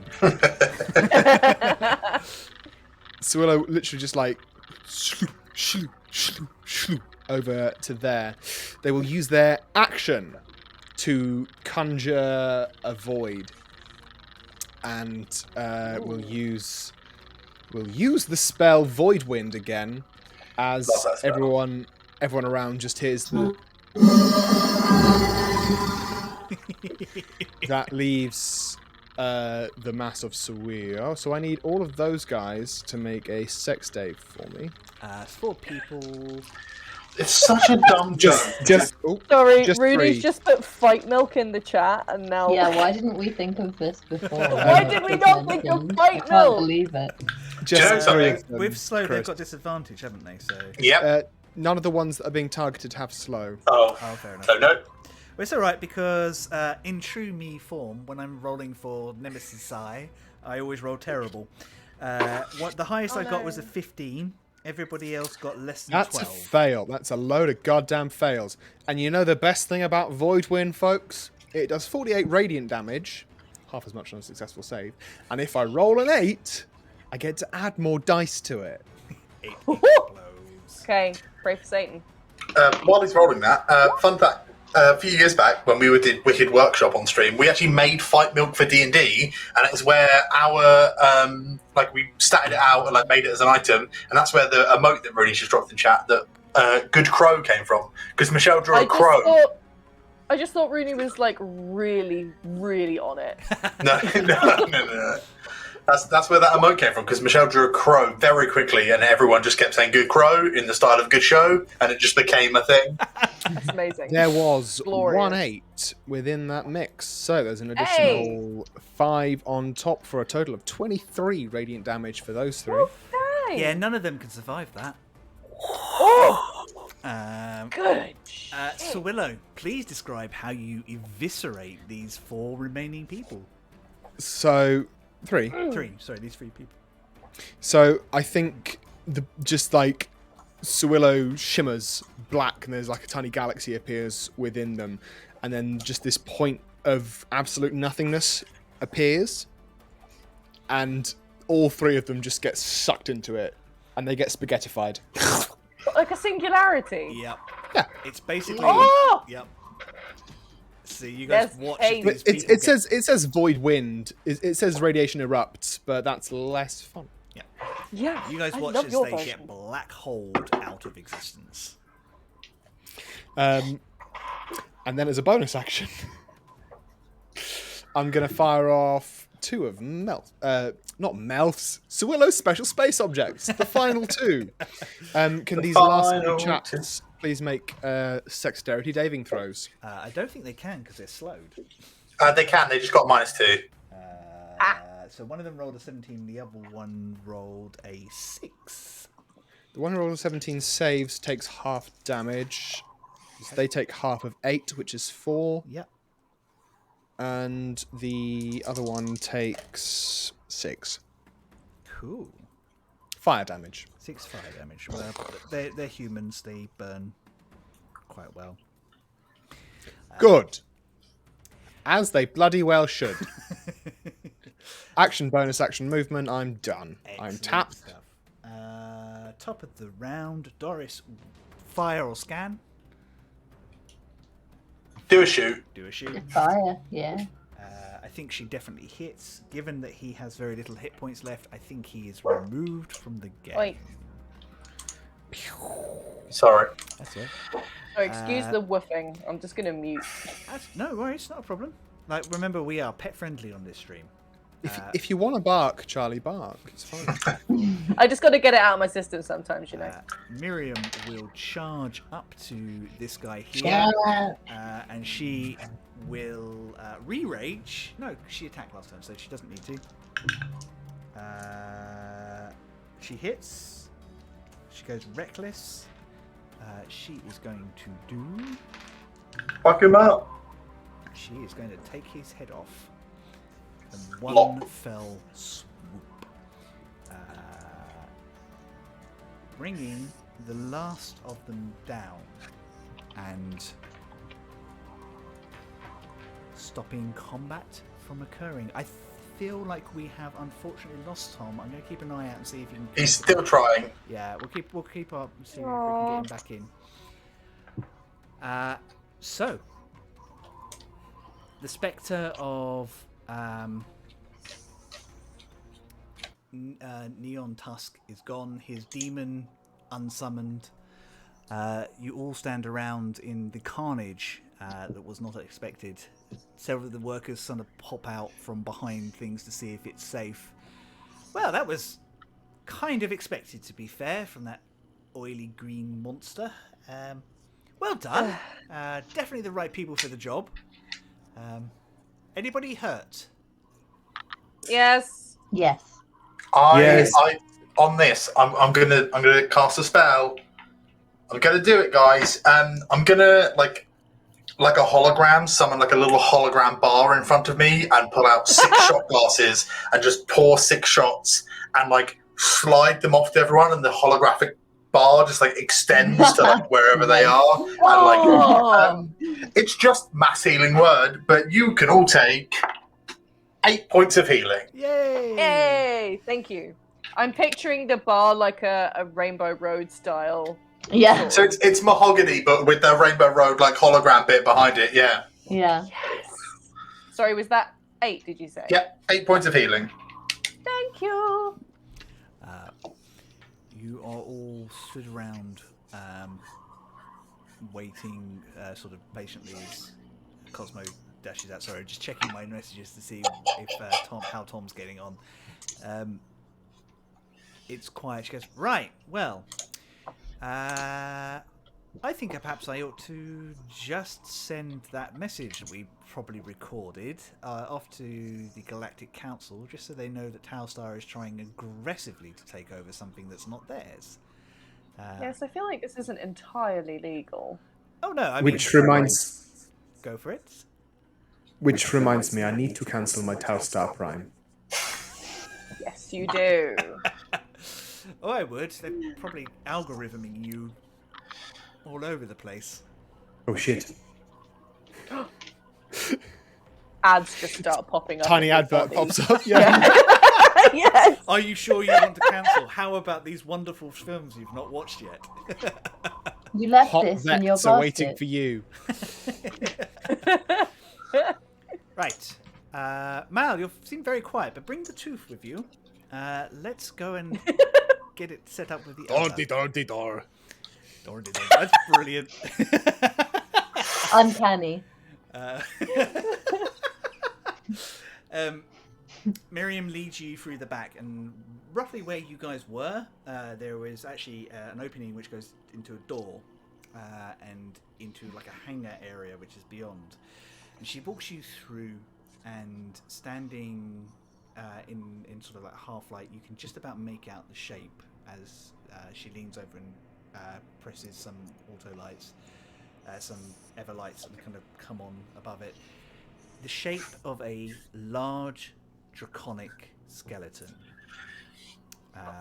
Compared to the Moor, this thing is tiny, but compared to you, it is vast, with a wingspan the size of like a large building. Its head could easily, all 5 of you could climb in, including Mal, and it would still be able to have room to swallow. This skeletal creature remnants are completely covered in the same technological wiring and metal plating that are on the tooth. You all stand and watch as Miriam kind of walks up to it and goes, well, old friend, you've been calling out to us, and we've answered.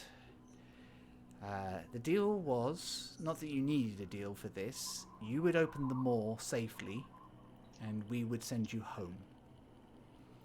And there is a feeling like a presence, and it's one that you're all familiar with. That sort of strange entity that you all dreamed of is touching your minds again. And there's no words, but it's gratitude and acceptance and understanding. Miriam leans to her side for a second, pulls out a satchel beside her, which she kind of leans in and pulls out another tooth about the same size as yours. Nearly as big as Miriam is, to be fair, but she handles it with as much deftness as Mal does. That must have been one hell of a dental bill. Well, It only cost us. It only cost the protection of the universe at the time. You Bargain. could probably have gotten it on insurance. I'll let you take it up with him when he's able to tell you himself. Who would like to help me by putting in the other tooth? You can see there's sort of platforms that kind of go up to the side of this massive jaw. I'll help. I'm still quite pumped up from being half volcano, so. They both walk up with the teeth, about the same sort of time, and they like on three. That's on three and not three, then go. Like, so we're clear on that one. So 1, 2, go. Yeah, perfect. Right. Okay. 1, 2, 3, and you slot the teeth back into. There is a surge of energy that rushes through you, and suddenly you are all aware of this ancient, multi-dimensional presence, this being of infinite age and wonder. And you see flashes of variants of its life. You see it gliding around unfamiliar stars. You see a young version of this sleek metallic dragon dancing through fields, playing with a blue and a red dragon of a similar age. You see a sacrifice, a willingness to give itself up as it dies in front of a ancient fort protecting an island. You see it flying over electric trains that are run by Magitech that's much less advanced than yours, but kind of still propelling this ancient looking brass train. All these and so many more, and as you come down, you feel this presence retreat, and you can see the edges of the bone of the maw behind it start to glow with these tiny runes, infinite number, just feeding this bright red energy all the way through. Over the intercom, Doris' voices can be heard. I'm not sure what you did, but seems like the maw's waking up. I think you did it. Oh. Do we have to do anything, or do we just wait for it? Well, I think it'll be warmed up in a little while, and then how do you want to be the first ship through? Oh, that was the plan. And she looks around at all of you. Good. Well, I'll get my crew ready, and I'll join you on the Sunspear. That would be marvelous. Still plugging at that one, aren't you, Sowilo? Captain Morvale. She gives you a gentle pat, like a gentle, friendly pat. When but she doesn't like withdraw like a lot of people do. She just seems quite comfortable with you. You ever mix cornstarch with water? Yeah. You're a non-Newtonian person. Yeah. Okay. You walk out to the Sunspear. You notice that most of the bodies have been, those that were left have been swept away, have been moved away and kind of prepped for shipping back. You board the Sunspear and take off, drifting in front of this huge draconic face of this ancient, strange creature that nobody really knows what they are. Deep inside is a whirling blue vortex, not red.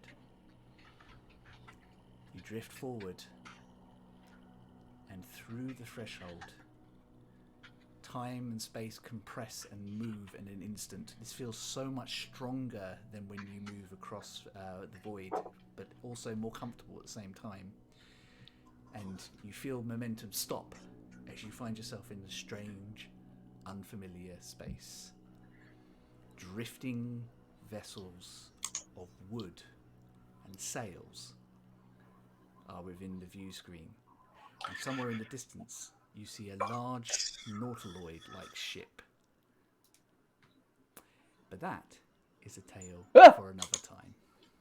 Dear.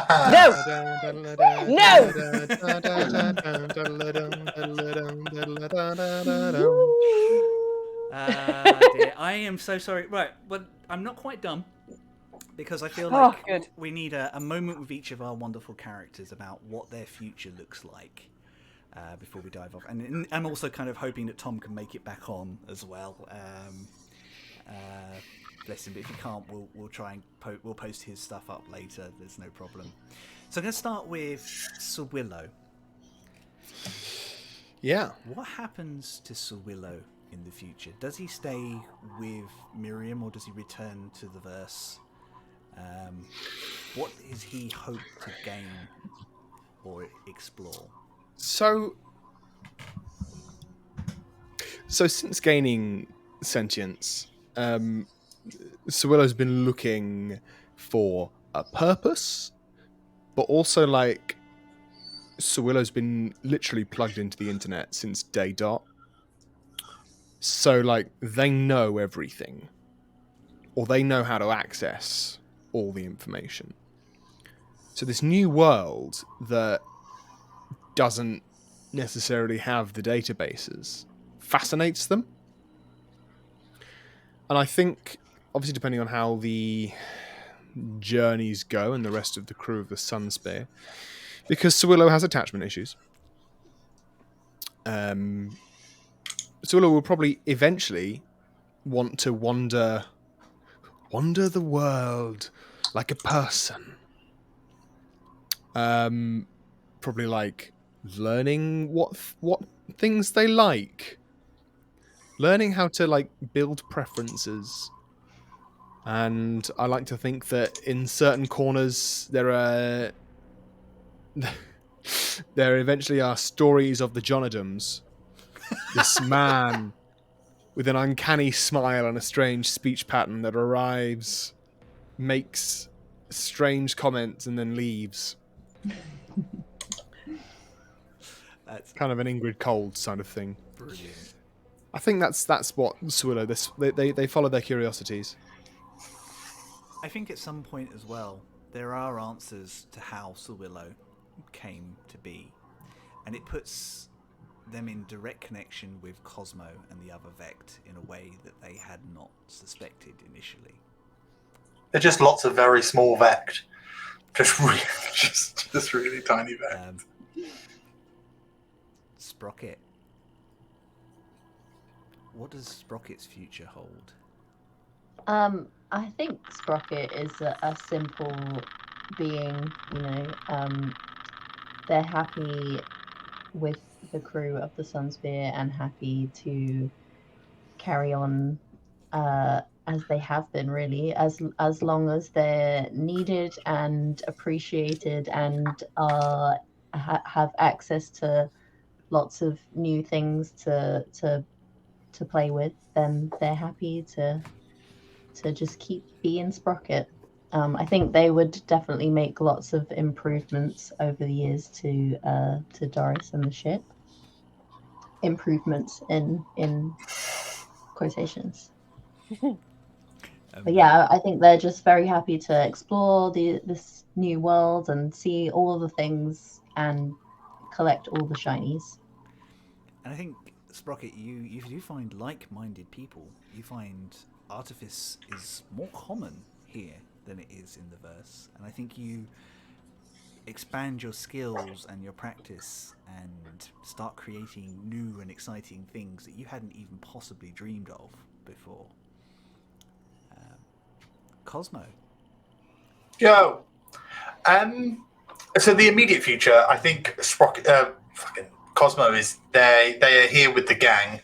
At the very least until the biological ones pass away, assuming that there is no terrible accident that wastes away all the droid folk. And then I think they're gonna open a bar, and I sort of think that's the end of it. That is their forever. I think they're a single staffed bar on either on a space station or in Cosmos Wildest Dreams. It's a giant martini glass in space that is a space station bar. Like, but it's, for a while, it's probably just a bar on a space station where maybe after the death of their biological friends, Cosmo gets a little bit more of an edge to them. But it's very much a bar where no fucking shenanigans happen. Absolutely none. If you come to the bar and you start kicking off, absolutely it just doesn't. It's just zero tolerance. So people probably come there as like a safe haven or like a just like a. I just want to just fuck it. I just don't want to deal with anything. It's almost like when you're playing playground games as kids, and you're just like, no, it's safe. This is safe. You can't get me while I'm here. Like this is safe. So people who are like maybe on the run or something, and or people who are being like ostracized, they just go there because they know that absolutely no bullshit is tolerated and no fights, nothing. If you go in there looking for someone, you're immediately kicked out and turned around. Because who the fuck is going to mess with a level 20 Cosmo? I'm just saying. There, rumors go across the astral sea and talk about this strange place, this haven that guards a gateway to another realm that is guarded by a strange automaton that is nothing like anything that anyone has ever seen. But you only go there when you're powerful enough to go there. And you are welcome, but if you ever cross the automaton, woe betide you, because wild space is very dangerous, and you will be thrown out. Yep. Get out of my pub, just straight into a black hole. Yes, straight out. Thrown out is far more dangerous in your pub than anywhere else. Yeah. Should we take this outside? I don't think you want to, mate. Pandora. Yeah. I think Pandora wants to get her own ship. I think she definitely wants to do some semi-solo piratical adventures in her own ship. I think she probably teams up with Hera as she does this, and they sort of go together. But I know that she definitely wants to stay in contact with the Sunspear crew because they have really cool, useful, and fun, chaotic skills that she really wants to make the most of. And booze. And unlimited. And that's one of the fun, chaotic skills.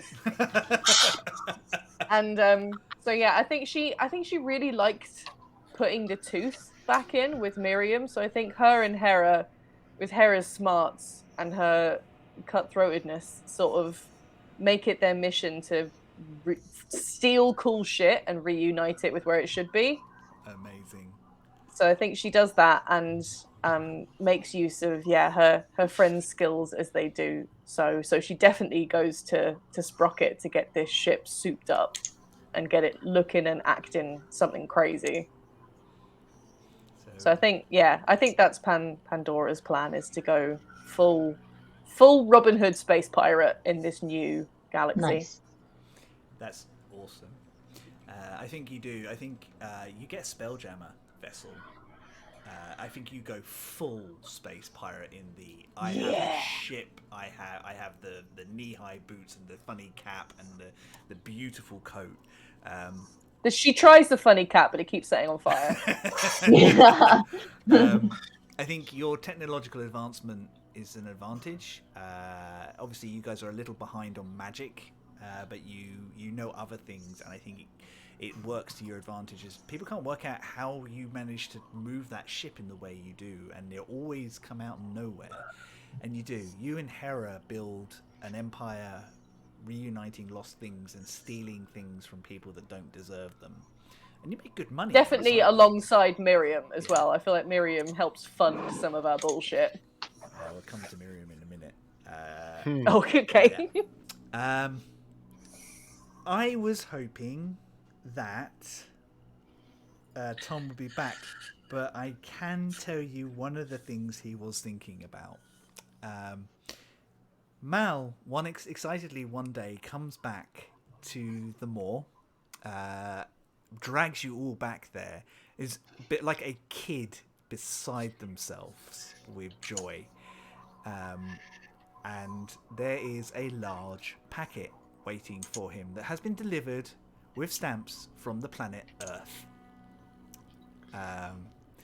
He opens it up with glee and passes smaller boxes to each of you.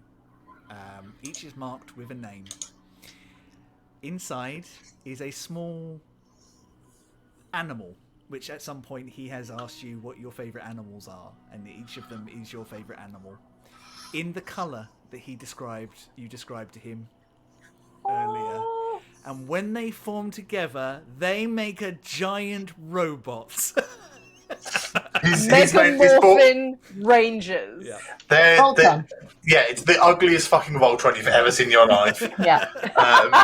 We all pick batshit insane animals. Yep. Like, Absolutely brilliant. And Mighty Malkos Power Rangers. Mighty Malcolm. I love that. And he is the happiest bug in the world. I think he just like holds this thing up that he has made for his friends and for himself with all the money that he earned. All from of the Miriam. money. Fuck. I feel like the crew of the Sunspear could open an absolutely banging like space station between the bar, between like a mechanics garage by Sprocket, between an information exchange from Sowilo, and Mal just building a hotel which is just rooms full of like thick shag rugs that are like a foot thick that you just fall asleep in. Oh my god. I think we would have to find like somewhere that's a rock, like an asteroid or something, to build it off of, so that Mal can have like naturally dug tunnels and stuff. It's just tunnels with massive thick like shag rugs just all the way around. That's the hotel. You just go in and just sleep. Yeah. Man, that sounds nice. Who wouldn't want to be as snug as a bug in a rug? That Bah. and on that. Oh, Miriam. Miriam Yes. explores as much as she can for as long as she can. Eventually, old age does slow her down. She spends a lot of time with all of you whenever she can. She takes, sometimes it's one or two of you, sometimes it's all of you. She often pops into wherever you have settled and made your homes, and drags you on weirder and wilder adventures as she explores this strange new cosmos. She pops back every once in a while, mostly to make notes with Hera. Sorry. And kind of just check how the business is going, and also sell some things that she can that are available that in our verse are rare or unusual. Eventually, she gets to a point where she knows that she's not going to be able to adventure for much longer, and with a big, joyous send-off, she takes her newest ship, the Moon Saber, modelled on her favourite ship of all time, with Doris 3.0, and the two of them sail off into unexplored territory, never to be seen again. Oh. There's definitely a moment when Sowilo during that was like, "Oh, there are triplets." I didn't quite catch that, Josh. So, There are triplets. oh, there are triplets.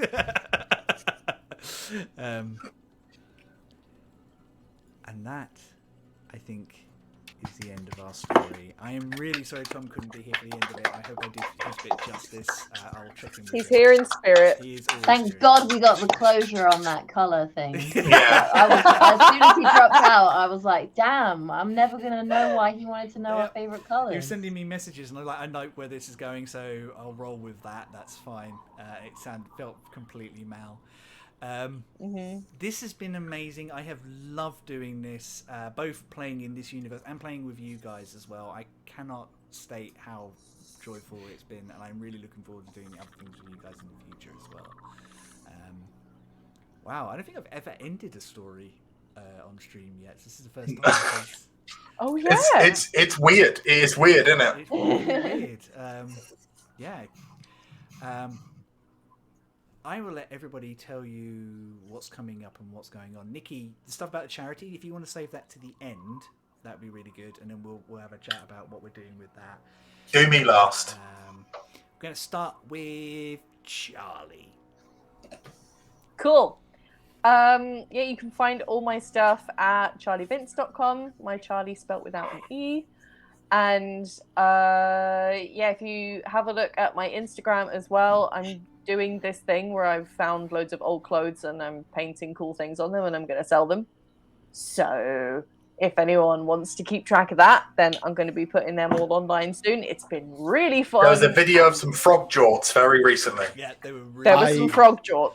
I'll be keeping an eye on the fraughts for a while. The frauds. The frauds. Yeah, it's pretty much anything that I think would be really hilarious or cool to see on clothes. I'm just painting onto stuff. So there's no theme. It's just I've loads of secondhand clothes and I want to make them look pretty. Love that. So Nice. Goddamn that's- artists. That's the main thing that I'm doing at the moment. I've also sent off full script of my graphic novel to my agent, so fingers crossed I hear back some cool stuff about that. And yeah, that's about it. This little mini campaign, mini arc, has been friggin' awesome. Thank you so much, Chris, and thank you all of our fab extra humans who came and joined us. You've all been really, really fun to play with, and yeah, I really hope we get to do more cool stuff together. Amazing. I'm gonna jump over to Theo next because I know everybody's got. So I know you've got some stuff to tell us at the moment. Who, me? You do, yeah. I do. I will be at MCM Comic Con next weekend. So if you are in the London, it's at the Excel Centre from Friday to Sunday. So if you're around, come stop by. I'm gonna have a table. Michelle, Feline Trickster, is also going to be there, so check them out as well. Yeah, looking forward to it. And I've had a great time being in space with you guys. Woo! Hey, amazing. Space nerds! Awesome. Josh, would you like to go next, please, sir? Hello. First things first, thanks, Chris. This has been a whole lot of fun. I enjoyed being sentient goo, and thank you for putting up with my infinite shenaniganery. That's all right. It's been fun. Follow me on Twitter at Joshy Longlegs. I think I'm really quite funny. I think I'm a silly goofy guy. You are very funny. That's yes, very follow. kind of you to Very say. funny. Thank you. I do need validation. Follow my podcast, Dice and a Slice. It's a D&D 5e actual play podcast set in an entirely homebrew world filled with piracy and other such things. Season 2 is due to launch on the 13th of June. It's going to be really, really fucking good. I've changed the DMing style slightly for Season 2. So it's more narrative and more scary and just a little bit more... Should be great. We've also got a new member joining us, and that's not been announced yet. So you should probably keep an eye on the Dice and a Slice Twitter feed at Dice and a Slice, DICENASLICE. Other things. Oh, hey, anyone here like bath bombs and stuff? Do you guys like bath bombs? Yeah? Like bath bombs, yeah? You like bath bombs? You like nice? Theo's just like, I'm fucking sick No. of it. It's like, where are you going Nice. with this? It's cool. If you go to a website called Geeky Clean, you can buy bath bombs. Fuck me. You can buy bath bombs with dice in them. Darth bombs? Darth bombs. Darth Vader bomb bath bombs. is You heard it yeah. You can buy whatever. And if you use the special discount code Dice and a Slice, DICENASLICE at checkout, you get 10% off, and we get 10% of your order cost in our pockets. We're trying to save up to buy our editor a new monitor because they need it. Follow me on Twitter, Dice and a Slice. Next weekend is the Roll for Good charity stream. On the Saturday and the Sunday, both days, there's loads of really, really, really, really, really fun games being played. And trying to do maths, at I think it's 2 o'clock on the Saturday, a actual play that I did and recorded is being played. It's The Mariner, which is based on The Wretched by Chris Bizet. It's really good. I've edited it. I've recorded it. It's the first thing that I've ever completely written, recorded, and edited myself, as well as the sound design. I'm very proud of it. It's real good. Follow me on Twitter. Amazing. Rooney I was just having a look at that Geeky Clean thing. The giant D20 soap bars are so cool. They do look It's good. really cool. Really, really, really, really, really, really cool. Give us money. Rooney does make a really good point. What would happen, or inadvertently makes a really good point. What would happen if Sowilo ate a bath bomb? Well, Sowilo isn't made of water, so the bath bomb will just sit there malevolently. Waiting. Specifically malevolently. Like Yeah. It's basically the soap equivalent of Rico's boat bomb, if anyone remembers the. Christ! No. Oh dear. What a cursed character. I think that's it for me. I don't know if I've got anything else, but fuck it, who cares? I should say I'm not normally like this. I'm in a great deal of pain at the moment. Yeah. Thanks. Josh has had some surgery this weekend. He's been I had absolutely hernia surgery. amazing, considering he. I had hernia surgery on Friday, and they didn't even put me under for it. It was great. ah! It's someone squiggling around inside you no, and you were yeah, awake. definitely not good. I won't talk about it. No, that's not fair on other people. But yeah, it was. Nope. Yeah. Well, I'll talk you're about it a after the stream. brave man. Thoughts and okay. prayers. Nikki, Thoughts. if you're happy following that. I mean, it won't be there in quality, but it will be there in quantity. So me and Tom are part of a streaming group called Wicked Game. We are at Wicked Game on Twitch, on Twitter, on Instagram, and I believe there's a TikTok. Please do check us out. We do lots and lots of really fun stuff. We recently did a collaboration with Dice and Slice, where we did a game in their world, and then they've been editing that and putting that out as a podcast. It's really, really wonderful. Right. We have been streaming for nearly 2 years. And before that, we did a podcast for a year. And last year, on our 1-year anniversary, we did a whole week of streams in aid of charity. We managed to raise $4,000 for the Norfolk LGBT Foundation, a really genuinely wonderful organisation who, up until that donation, all of the money that they've got has been on grants that they've had to apply for. So therefore, they've had no freedom to decide how they spent that money. Thanks to people's generosity and their involvement, they were able to actually print out brochures and information to give to families to help them deal with, kind of the pressures of the outside world and interacting with people, coming to terms with their sexuality or discovering themselves or coming to terms with their gender. So it's actually made a really, really massive difference. They've been kind enough to put our logo in the back of the brochure because that's something they've wanted to do for 5 years, but everyone's generosity allowed them to do that. This year we're doing it again, but because there's so many wonderful causes out there, we're doing a different charity every year, and we're going to keep doing it. This year it's in aid of CALM, the Campaign Against Living Miserably, who do a lot of work for mental health awareness, specifically suicide. They're a really fantastic charity, and they've managed to distill it in a way that's been really helpful, in that every £7 they receive mans a phone line for an emergency call to their helpline. That is the kind of cost to benefit here is substantial. We're on the 24th of July is when we're starting. We're doing an 8-day week directly after the Some Other Hero stream on that Sunday. We're going to be I'm going to rattle off all of these because there's so much content coming. We're doing a 2-hour Wicked Workshop, which is our original podcast, where we take a piece of pop culture and we talk about what it would look like as D&D. And we're doing Lord of the Rings. And I'm going to say right now, I don't think Gandalf's a wizard, so get ready for that. After that stream at 9 p.m. on that Sunday, me and Tom are playing Monster Manual Smash or Pass. This is not about genitals, it's purely about vibes, and we're going to rattle through those. Okay? On the Monday, Michelle is doing an art stream with a group of guests and friends that she has not confirmed or even totally planned yet, but that's going to be incredible. And the Monday afternoon, evening, Tom and Lydia are doing a spooky stream, and they're going to shit themselves. Not literally, I hope.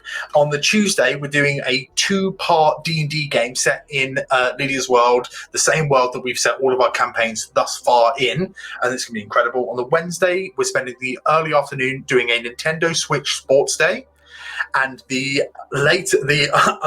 evening doing a Wicked Game variety show, including a quiz, including performances. I might try and do stand-up on Twitch. That will hurt. As well as a chance to win prizes via donating, which will include art, which will include dice, which will include dice commissions. There's so much more. There's going to be loads and loads of guests in all of that as well that we haven't either A, contacted or B, confirmed or C, willing to say publicly. On the Thursday, Josh is going to be DMing. So last year we did a 24-hour Curse of Strahd stream in which we got such an incredible amount of donations, and it really, Tom fell asleep with his eyes open at one point on stream. It was insane. It was very funny. On the Thursday, Josh is doing we're doing a 12-hour stream, and this as a precursor to the 24-hour stream. Josh is going to be DMing. Chris is going to be playing. I think Wayne and from Some of the Heroes and Alicia from Dice and Slice are also playing. So check that out. It's going to be incredible. Me and Josh have already spoken loads about it. On the Friday morning, 10 a.m., Michelle and Lydia are doing a coffee break just to kind of reset, get us in focus, because that Friday night is when we start Wicked Odyssey Olika. I will be DMing a 24-hour D&D game inspired by Theros and actual ancient Greece. We're doing a literal fucking Odyssey, and for all of the big D&D games and the Wicked Variety Hour, your donations will affect the stream in a really significant way. And we will end on the Sunday after that Some Other Hero stream with a breakdown, probably. No Some Other Heroes stream. No Some Other Heroes that Sunday. That's fine. Well, we're going into it. We're going to just sort of die a bit. There's loads more to be confirmed in all this time. There's loads of guests that can be confirmed. I haven't even started reaching out to people for the 24-hour streams. And there's loads more prizes will be confirmed ahead of the Wednesday. It was insane last year. It was genuinely, truly insane. I took a week out of work and I absolutely ran myself ragged for a week, because I'm a martyr, and what I need to do is just break myself a bit in service of other people, and I'm not allowed to do that. So I get to do it 1 week a year, and this is that week. So please don't make that all for nothing. It's genuinely going to be incredible. The content's going to be fantastic. The guests are going to be amazing. It's well worth just popping in whenever you're free. Well, we also have a weekly stream game on a Wednesday. Presently, you're taking a break from your D&D just so that people can catch up and do some real life stuff. But you will be back to that soon. In the meantime, very soon, Nikki and Tom are running through For the King. So D&D style roguelike. It's a lot of fun. So it's thematic. You will like it. It's very good. Their boys are very funny. I liked the Tom you had last week. Yeah, the Tom that was you. It was very different. Completely different energy, but very good fun and really good. Thank you very much for having me throughout all of this, guys. It's both Chris, it's been wonderful, and Theo and Charlie, thank you for letting us come and be very loud on your stream. Oh, absolute pleasure. It's been really so appreciated. much fun to have all three of you. You've been so much fun. Yeah. We love having you. It's been really, really good. Tom is very quiet right now. But, we'll get him to catch up. What I'll do is I might see if he's around, and we can do he can do an end thing. I'll record it and I'll put it up on our socials. My name's Chris, as you might have guessed. You can find me at Chris Mepham RPG on Twitter, or at Chris Mepham Art on Instagram. I had to remember that for a second. If you like charity and you want to help, and there might be some people in the chat who will be with me next week. I am next Sunday at 11 a.m. on the Roll for Good charity stream. We'll be running an adjacent adventure to this adventure, set in the same universe around about the same time. With some different characters up to different shenanigans. So come and join us for that one shot. And the rest of the weekend is some absolutely amazing game. There's fairies on corgis. There's a mech warrior style game. There is What If D&D were in Bridgerton. game which looks like it's really, really good, and one of my favourite games, Fiasco, which is a DM-less roleplay game which can go absolutely anywhere and probably will. Keep an eye on our socials at Some Other Heroes, both on Instagram and Twitter, because this week I will be sharing absolutely everything I can about this. And we'll update you if you're not on Wikigame already. We'll share everything that Nikki's talking about as we go as well. I'm just saying it all out loud in one go. There, it's terrifying. It's genuinely That's a terrifying. wild amount of. But that's also one of the reasons that Wayne and I said that we won't have a game on the following Sunday. So if you guys need us through that week, we will be on hand to help. Very kind. Because very kind. Work you guys are doing. Some of the heroes won't be here next week or the week after. The week after, Sorry, Mum. I am taking a week off because I need to recharge my batteries. But we will be back the second weekend in June, which I will quickly get the date up. The 12th of June, we'll be back with our normal homebrew game, the return of Rock, Eugene, and Ailsing. I've missed them. Yes, who we left in the middle of a grand ball, so that should be quite fun to find out what they're up to and what they've got coming up. I don't think there's anything. Oh, my commissions are open. If you would like some art, like everyone but Charlie's here is by me. Charlie's is by Charlie. Is amazing. Charlie by Charlie. Charlie by Charlie. The rest are by me. So if you do have a character that you'd like to see done digitally, please do get in touch. My commissions are open. And keep an eye on my personal Twitter because I've got some time to stream this week. So I probably will. Wonderful. Are you going to play Tunic? I am going to wage into Tunic. I want to get further into that game. So yeah, okay, keep an eye out. Probably tomorrow as I unwind tomorrow afternoon, and I will see if I've got time for it later in the week as well. You should definitely tune in because Chris's game streams are super chill. Yeah. If you can stay awake. I've done my job wrong. No, but they're fun, and I just really enjoy silly, beautiful games. So. Thank you so much to our wonderful people in chat. Thank you for the new followers who have joined us over the last couple of weeks. Thank you so much for the raid. Really do appreciate that. That's so cool. We have been Some of the Heroes. We will see you in a few weeks' time. Take care of each other. It's rough out there, but you can all do it. You're wonderful, and we believe in you. Love you lots. It's cold outside, but it's warm in bed. Something, something, something. Should have been with you instead. Wake me up before you goo goo. Bye.